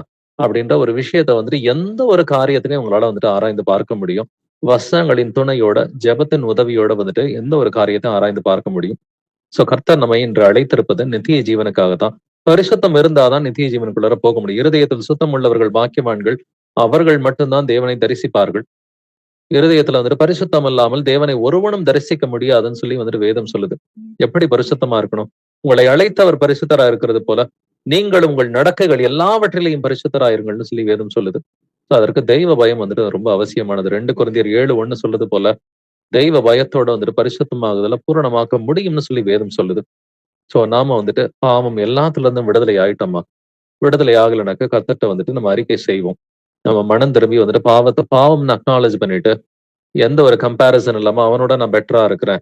இல்ல பாவத்த மூடி மறைக்கிறது, தன் பாவங்களை மறைக்க கூடாதுன்னு சொல்லியிருக்கிறார். பாவங்களை மறைக்கிறவன் வாழ்வடைய மாட்டான். பாவத்த மறைக்காம, பாவத்த டைவர்ட் பண்ணாம வந்துட்டு, பாவத்த பாவம்னு அக்னாலஜ் பண்ணி, அத அறிக்கை செய்யணும். அத வந்துட்டு விட்டுறணும். அப்படி செஞ்சுட்டோம்னு சொன்னாக்க, பாவத்துல இருந்து விடுதலை ஆயிருவோம். தேவனுக்கு அடிமைகளா இருப்போம். எந்த ஒரு விஷயமா இருந்தாலும் இயேசு சொல்றதுதான்.